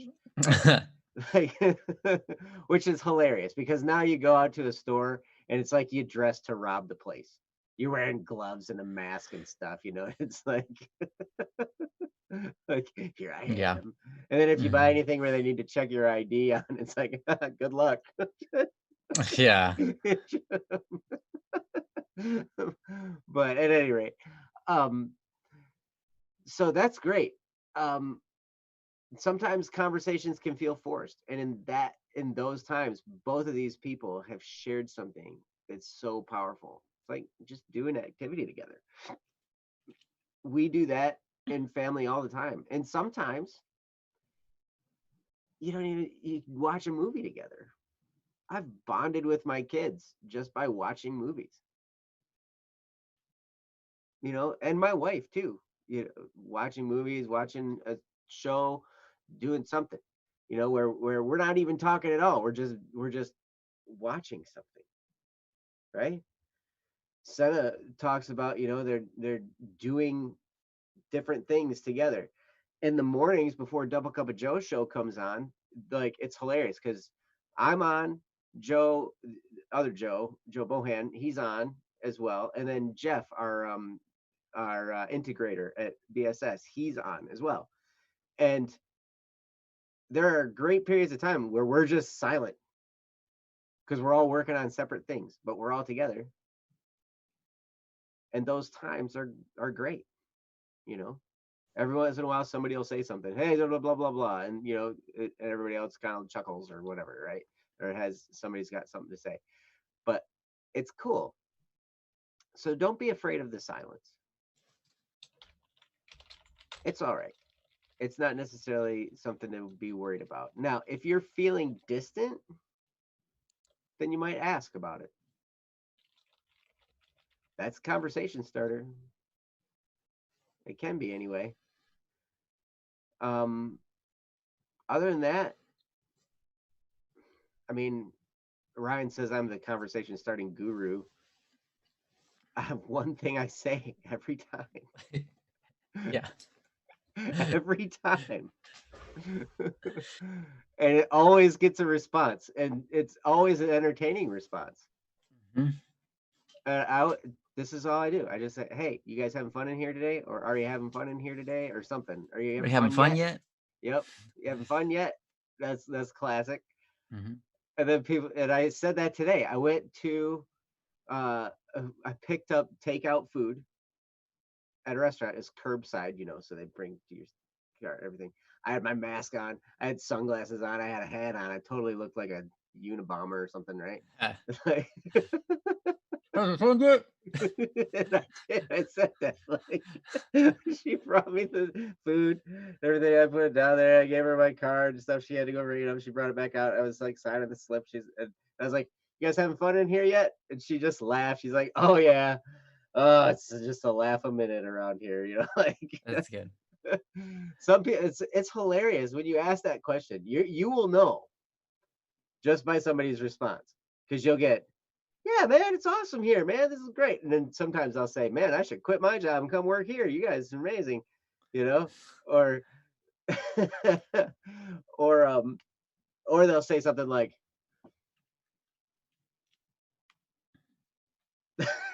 that, where they just Uh-huh. look at you, They look at you and they're and then like, yep, no fun having right here. "No fun in this room. Not allowed."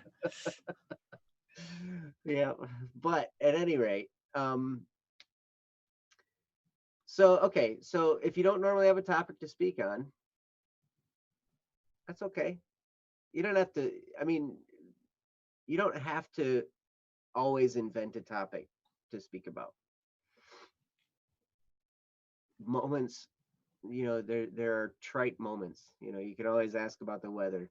I remember there's a book, How to Have Confidence and Power in Dealing with People by Les Giblin. He talked about the importance of meaningless conversation, like meaningless trite conversation, like, uh, What do you think of the weather today? How about those Cubs? How about that crazy coronavirus? Blah blah blah blah blah. Something that just starts a conversation. And then from there it starts to just naturally evolve into something more deeply. But it always starts with something like that. So I would recommend, if you're really searching for something like, if you're looking for some resources on how to start conversations or how to just kind of flow into that more, How to Have Confidence and Power in Dealing with People by Les Giblin, and QBQ, the question behind the question. I think it's John G. Miller wrote that. Um, those two are great, great books that talk about how people operate and how to start conversations, how natural conversation can be generated in our interactions. So, because that's really what you're wanting. You're wanting that natural conversation that just builds the relationship, right? It's not necessarily something, you don't necessarily need to be deep and meaningful, but just something that starts the ball rolling, so then it can go wherever it goes, and then you just follow it. You just follow the signposts in the conversation that lead you down the path, and it's like, hey, before you know it, you're talking about some really great stuff. But I don't know, I could talk forever because yeah, but I'm going to turn it over to Ryan so he can talk about it. Nice. Yeah. This is a I think a topic we all have to learn to do better. Human conversation is the essential part of human living. Mm-hmm. It's important to get good at it. Period. Like, seriously. When you go to get a job, and you're like, "Oh, I'm gonna get a job where I don't have to talk to people." Well, first of all, that kind of job doesn't exist. Second of all, in order to get that job, you have to talk to somebody. Um, so usually, at least, even if it's just typing, talking to people is an incredibly important talent. And see, back in the hundreds, you heard that correctly, hundreds, The like hundreds, like the 100 AD, 100s. 200 AD, and before then, they used to train people in something called rhetoric, Mm. the art of conversation, the art of giving speeches. And royalty were given classes about how they should speak. Um, that sounds crazy, right? But it's brilliant because literally we go through life and we do need to talk to people. And if we're not really good at it, if we're not good at starting up conversations or continuing them, if they fall short, if you feel awkward when the conversation ends, these are all things that are talents that can be addressed and be learned. Some people are naturally better than others, usually because of their parents. Their parents have good rhetoric, good conversational skills, um, or they attend conferences a lot where they talk on stage, and so they become good at talking in front of other people.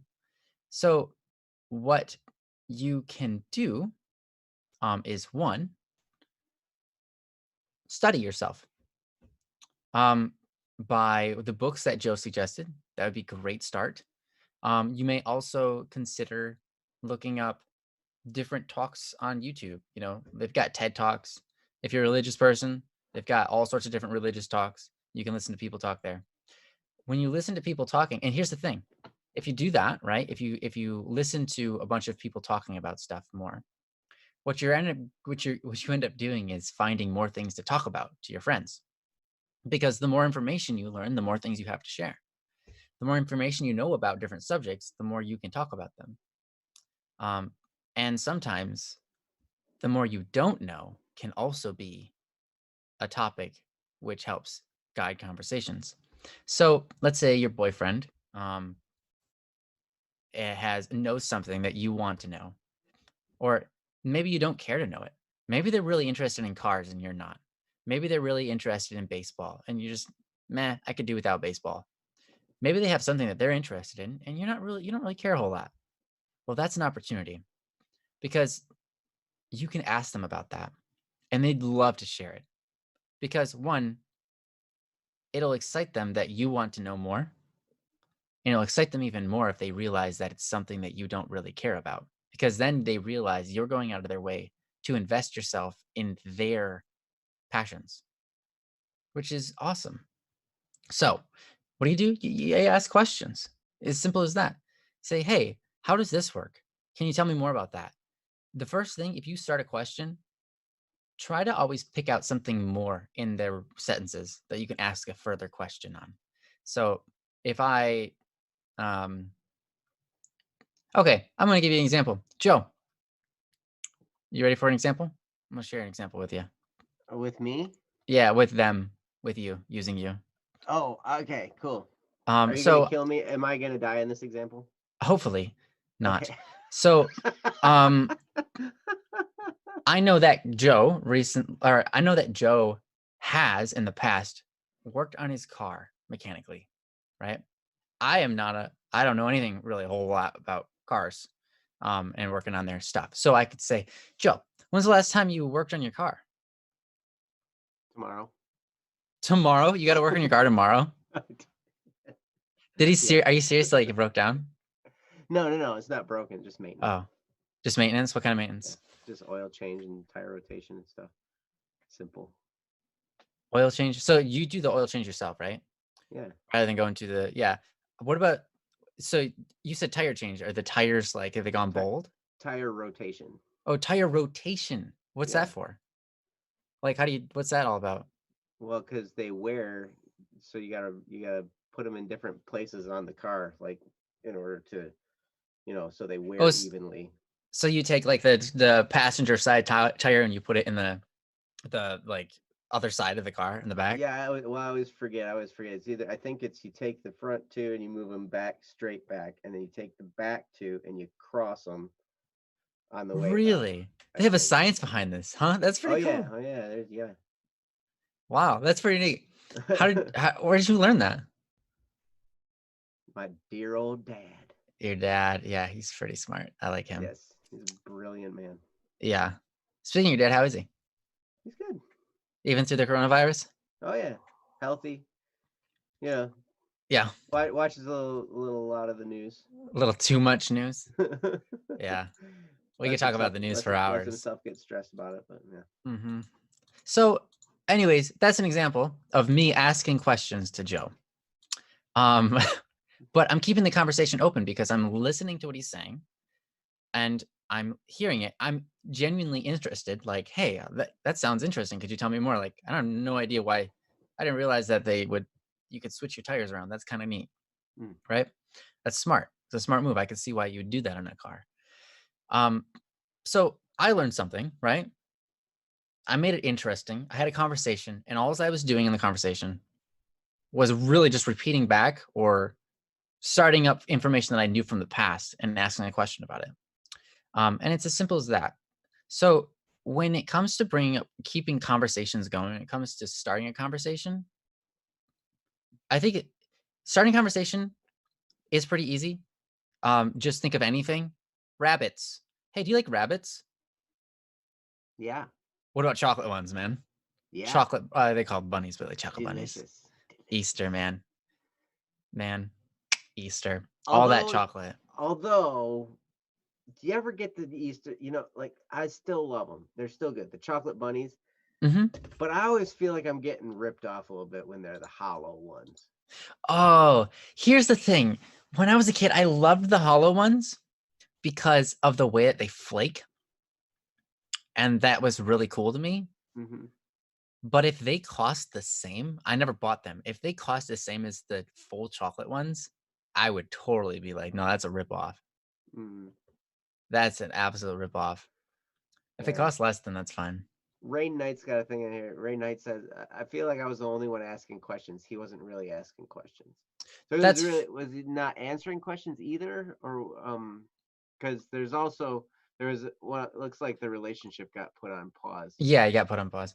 Okay. Yeah, sometimes you can kind of see the end of a relationship when the comments become extremely short, like they're Yeah. just trying to get the conversation over with. Yeah. Um, it's when they're short-winded. Sometimes that's a telltale sign of just like, you know what? this relationship needs a kickstart. You know, it needs to get back on track. If they can't hold a conversation with me, then there's something wrong in the relationship that needs to be fixed. Mhm. Okay, so Okay. he was answering questions, but didn't ask me any and short comments. So it was, yeah. So it was just kind Yeah. of, everything was kind of short and impatient and stuff. Yeah. Yeah, yeah. Okay. So I don't have any success stories from that. All of my stories that include that are failures. Well, they're not really failures, but the relationships ended Mm. on a good note. We're all still friends. I've never had a relationship end poorly, but they have Oh, good all for come you. to an end usually shortly after the question or the comments get very short and to the point, and there's no flattery, and it's all just kind of feels dead. That means they don't have the emotion anymore. That's all Hmm. that means.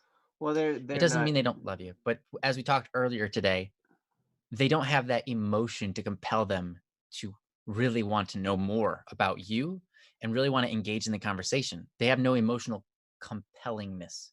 So, um, that doesn't mean the relationship is over though. So, Mhm. Yeah, but sometimes a little distance can help with some of that too. mhm. I've noticed that as well. Even after being married now for as many years as I've been married, it's like it's like our 13th year of marriage or something like that. It's Wow, crazy. that's crazy. Yeah. Yeah, I know. It's like, wow, what? I'm only 19 years old. Like, what the heck? Yeah, wow. Jeez. Right, Amira? I'm 19 perpetually. Actually 19. But yeah, like there are times even in our marriage where it's just like, we go through times of flourishing conversation and then times where it gets short like that and you start to feel that kind of the stress and the tension and everything, right? And I, I a lot of times what's happening in that case is I'm pursuing her too hard. Like I'm like Mhm. trying to make her happy. I'm trying to do things right. I'm trying to make things right. I'm trying too hard. And so then what happens is I just like, okay, fine, I stop. And you know what happens? She kind of like comes back. Yeah. you know. But when I'm trying really hard to make the relationship better, trying, it's like she's running away, right? And then finally I stop, and then she's like, "Okay, I can come back now." Yeah. like, Yeah, it's a really interesting dynamic there, and part of that is, like, what we talked about earlier. If you pursue someone, your job isn't to make them happy, and so when you try to do that and you try to make them happy, a lot of times what you end up doing is you just push them away. You're trying to chase after them, but they're not moving, so really you're just pushing them. mm. You know? You're like, Why do you Run, keep run so I getting can chase away you.'" from me? Why? Yeah, Why? yeah, "What's going on here?" And we do that. When we Yep. all do that without thinking about it, I'm and not at saying times you like were that. doing that, Rain. I'm not saying Yeah. that that's what you were doing. Right, That's what right. I'm doing. I know Right? I've done that. Yeah. Um, so when that happens, I have to start get myself right and be like, wait a minute. Eh, the whole point of this relationship isn't for me to make them happy or feel fulfilled because I can't do that. That's not my responsibility. My responsibility in this relationship is to help them improve and grow, is to help them have a safe environment, to help them in their life and be a part of it. But that doesn't mean to be pushy and always having conversation, right? Um, I can go off and do my own thing for a while and come back, right? And I think a lot of times we just need to do that. Because that's a lot of times what helps the most. It's not that distance creates a better relationship. It's that pushiness doesn't create one. Does that make sense? I'm gonna say it again because a lot of times we get that idea that it, if you distance yourself, they'll come running for you, and that's how we should control our relationships. Well, that's manipulation. It's not good, right? It's not that distance creates a good relationship. It's that pushing up against someone doesn't. Pushing someone doesn't always. It can, but it doesn't always. And so sometimes we have to pace ourselves, um, so that our relationship, so they have alone time, so they have time to recuperate and recover, because conversation takes time and thought and energy. Um, and too much of a person could be too much. You know. But anyways, um, yeah, Joe, what do you have anything else you want to say about Yeah, it? I'm 19. You're 19. Nice. When did you turn 19? Which time? The first time. I've turned 19 like 23 times. 23 times. Wow. That's quick maths. Yeah. Yep, the first time I turned 19 was 23 years ago.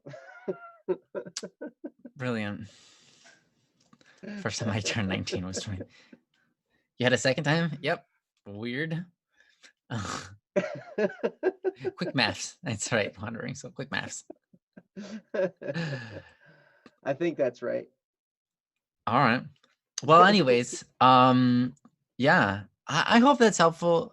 I would say if you're worrying about something like that too much, it will only stand to cause a problem in your relationship. Why? Because the point of the relationship isn't to worry about that sort of thing. Um, the the I'm not laughing at relationship, you, Ryan. I'm sorry. yeah, the relationship is a devotion of oneself to the other, right? That's what it is. But if you're worried about making sure that they have everything, they're safe, they're blah blah blah, it can be overbearing, and it can create a quick end to the relationship, um, because the relationship, I don't know how to explain this any better, but the relationship isn't meant to be an open conversation all the time, right? Um, it's meant to be an adventure, and sometimes that adventure has its up and downs. Sometimes it has, and everything has a season, right? Some things go up and then they come down, they go up and they come down. That's our emotions when we're in a relationship. That's the amount of conversation we have, what we have to talk about. That's um, what we're doing. Sometimes we are, going one direction in a relationship, sometimes another. Sometimes we're having a lot of fun. Sometimes we're struggling. Sometimes we have a lot of bad moments right in a row, and it's hard for a while. Sometimes it's hard for a year or so, but then it comes back around and it starts losing up because you guys work at it. A relationship is something you work at, where you both grow. And that's the beautiful thing is, at the end of the day, when you both make tons of mistakes and you both aren't very good at having a relationship, because let's be honest, most people aren't. At the end of that, you still love each other. You still care. You still want the best for each other. And that's what the relationship is about. So we kind of have to just dismiss some things and allow ourselves to not get carried away, or not allow ourselves to get carried away, I should say, in certain things, certain aspects of the relationship. If you push too hard on one aspect of the relationship, you end up shutting out another. Some people, they really like to talk. That's their love language. But some people, they like gifts. Do you know that? Some people actually like physical objects. And I'm not talking about pricey ones. I'm talking about things that, like, hey, I passed this flower and it made me think of you here. Or, hey, I drew this picture for you. Or things like that. Things to show them that you were thinking about them.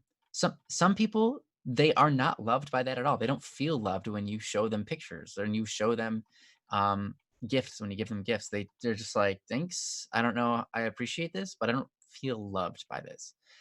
Some people, it's the same with words. They don't feel loved, even though you tell them you love them. That's not what makes them feel loved. They feel loved when you do something for them. Some people are action oriented. Some people are time oriented. They just want to spend time with you. It doesn't matter if you're talking. As long as you're spending time together, that makes them feel so loved. You know, and then there's all sorts of different languages of love. So I'm going to pass down one last book for you to go and take a look at. It's called The Five Love Languages by Mm, Gary Chapman. mm. That book helped me a Great ton, book. in understanding people and human interactions and how to love on people better, and how to make my relationships go better. So pick up The Five Love Languages by Gary Chapman. You can order it online on Amazon, just like Princess Gabe. Hmm. That book will do you wonders in any relationship, but especially your romantic ones. It hit, like, seriously, if I had one piece of homework for you, get that book and read it. Um, it's a life changer. Because it will help you identify your own personal life love language and also help realize that maybe that's not what your boyfriend's love language is. So you have to communicate to them in a little bit different way to make them feel loved, to make their emotions start going up again, to make them feel more interested. You have to love them, but you have to love them on their level. And everybody's level is different. So hopefully that helps. I would say pick that book up and read it and practice the things that are talked about in that book, because I think that'll help that relationship out a ton. But anyways, with that, I don't have anything further. And I'm set on wrapping it up. Joe, do you have anything else you wanted to say to that, or No, any I last wanted to words? say welcome back. It was great to see you again, Rain. Yeah. I haven't seen you. It was like that got posted like on March 30th or something. So Hmm. it's been a while, and just it's really good to see you. It's really good to see all of you guys. Man, Kendra, Science rocks. It's really good to see you, man. I haven't seen you in forever. I was yep, actually just coming with a asking the other day, great what tip, happened to Science man. Rocks? Where is he? Man, I love that song. I love the guitar in that song. The guitar lick right at the beginning of that song. Hold on, Lucy. Lucy, hold on. Loose, hold on, loose. Just hold Yeah, I know. on loosely. Yeah, I know. I'm singing a Don't different song. let go. Oh yeah, you're being yeah. Okay, Hold on, Lucy. Lucy, hold on. that's not Lucy. I know. This is says loosely. But that even that's not It's not Lucy? the song. No, Oh, it's Snoopy. it's Sloopy. Oh, Sloopy. Wow. And it's Hang On Sloopy. Wow. They got to do a better job on their lyric writing. I was totally off from what they. Dang. It's just Slopsy. What? Man, those guys are bad lyricists. Oh my gosh. I can't even remember it Oh, correctly. I can't even remember my own songs correctly. That's how bad of I a lyricist I am. isn't that crazy? Yeah, I'm so Like I was bad. sitting there digging through old songs. Like we're working on a new single dual album, and it's fun. Like, and I'm digging up all these songs, that we've had for years that Steve and I have worked on for a long time. Mm-hmm. And some of it's just been sitting there for a long time. And so like now I'm listening to, it, I'm like, how did I play I gotta that? do that. That's weird. Like, how am I gonna actually do that? Yeah. I'm pretty sure it's not Snoopy. I'm pretty sure it's Sloopy. Who? I don't know. Somebody I look it don't up. care either way. It's Yeah. probably Hold On It's Lucy. not hold on, it's hang on. Now, It's not hang on Lucy. my It's not opinion is hold on fact. Lucy. My opinion is fact. Hold on No. Lucy. Lucy, Lucy, hold hold on. on. Yeah, yeah. Yeah, yeah, yeah, Yeah, yeah, yeah, yeah, yeah. yeah. No, no, no. Hold on, spoopy. Spoopy, hold on. Schmoopy. Schmoopy. That was it. That Schmoopy, was the whole schmoopsy time. whoopsie. All right. Thank you guys for Yeah, joining us hey, here for a Don't Fret announcement. Friday. There will We not have an be a Twitch announcement for stream you this about weekend. something special. We don't have any streams this weekend because, I just well, said that. yeah, we don't. But Thanks, Black Static and Swerve. Hang yeah. on, Sloopy. Do you wanna tell them about the 3DC? Oh yeah, there's a 3DC going on. It's a 3-day challenge. So if you go to the bss.studio website, it's right there on the front page, or I'll post a link here for you guys too. It's started now. Started at midnight. Like, so we've already got 24 hours almost gone. Mm. But basically, Still got 2 days left. still got 2 days. We're doing some story writing, and you can read the description there. It's really short, but basically, write a short story revolving around one of the 7 virtues, and go from there. This particular 3-day challenge was the brainchild of Joe Bohan from the Double Cup of Joe show. He was the host this morning. He was the host with the most. Excuse me. That's right. And yeah, like he's brilliant. So if you're a story person, we'd love to see what you got, because we Yeah, want if to you take write that stories, story. what's gonna happen is if you write a story, we're gonna take a look at it, and we're gonna choose a one or a few. I'm not quite sure what the process is gonna be, but we're gonna then take that and produce it. We're gonna turn it into something more. So we're going to take that, maybe make a YouTube video for it with it, add songs, add some voice acting or whatever, some images and animation and stuff like that. Um, or we might make a song out of it. Whatever, we're not exactly sure. Depending on the story, we'll change it. But you have your chance to get your story coming to life. But you got to go Yes. there and you got to write a story. Elizabeth, the answer to that question Or is story. yes. Is the virtue the character or is it in the story message? Either one. Could be either. That'd be interesting. Yes, As the either one. character, that was And interesting. Little Miss Fancy, to answer your question, I don't have could I just send a concept idea? Of course. Yeah. Of course. Yep. Yeah. So we just started to understand, you know what? We got a lot of stuff we want to do.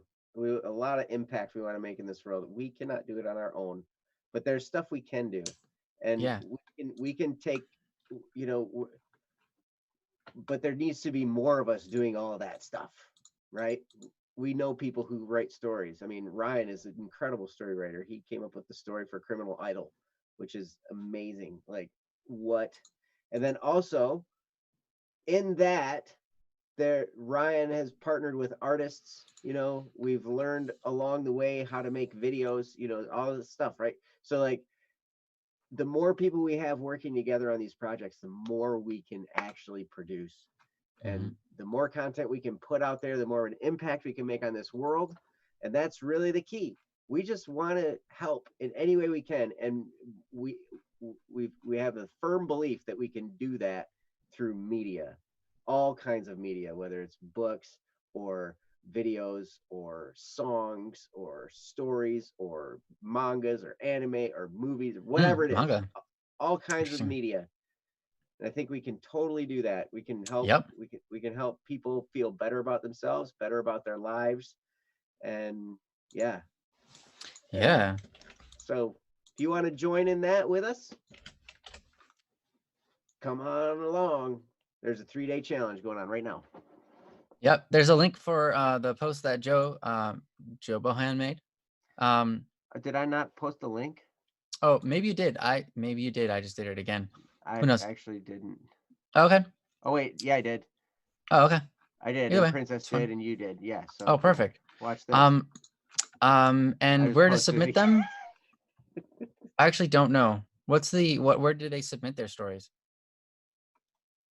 As topics?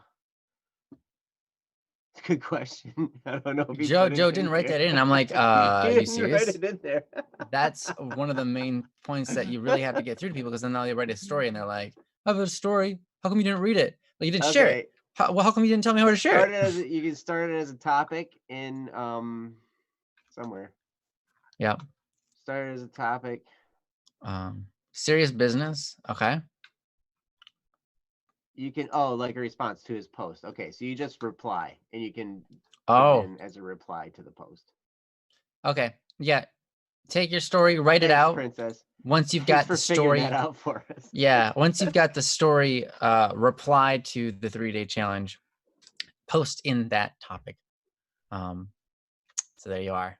You see how awesome Princess is? She keeps us so on track. She's so amazing. Thank you, Princess. Perfect. So yeah. Yeah, absolutely. Send a Google Doc link. You can do that too. And if you post the entire B-movie script in there. Oh my gosh, that's hilarious. Don't. That's funny that you said that. Stand back. These are winter boots. I never actually saw the movie. You never saw B-movie? Nope. I've just heard the entire script read. Just now? That was the whole thing. Oh, good. That is short. That's shorter than I remember. Oh, nice. Nice. So, why did you see it was it playing in a vehicle when you were in the front seat or something? No. I literally found someone reading the script of the B movie and listened to it. What? How did you do that? It's a mental exercise.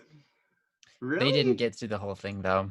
Oh, They wow. stopped. They couldn't finish it, and I was like, "Oh, man." So you didn't hear the whole thing. Yeah, no, it's about patience, man. I do these things that are crazy that no one else would wanna do because that's how patient I can be, and I think I need to stretch that sometimes, so All right. patience is a virtue. It is. That's really topical. It is. So awesome. Well, hey, you guys are great. Do that. 3DC. And then Monday morning, Double Cup of Joe show, 7 a.m. The topic is going to be check yourself.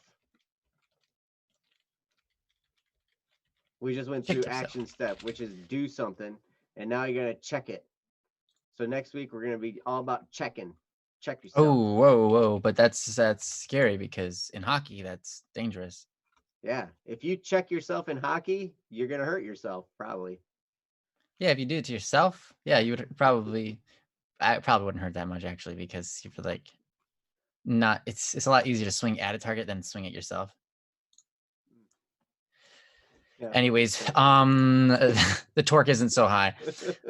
Anyways, we love you guys. We appreciate you. Thank you for stopping by for Don't Fret Friday, and we hope to see you on Monday for Double Cup of Joe and Don't Worry Monday or Don't Muddle Monday. Don't Muddle Monday. Until then, have an incredible life, and we will see you soon. Bye-bye. Bye. Peace.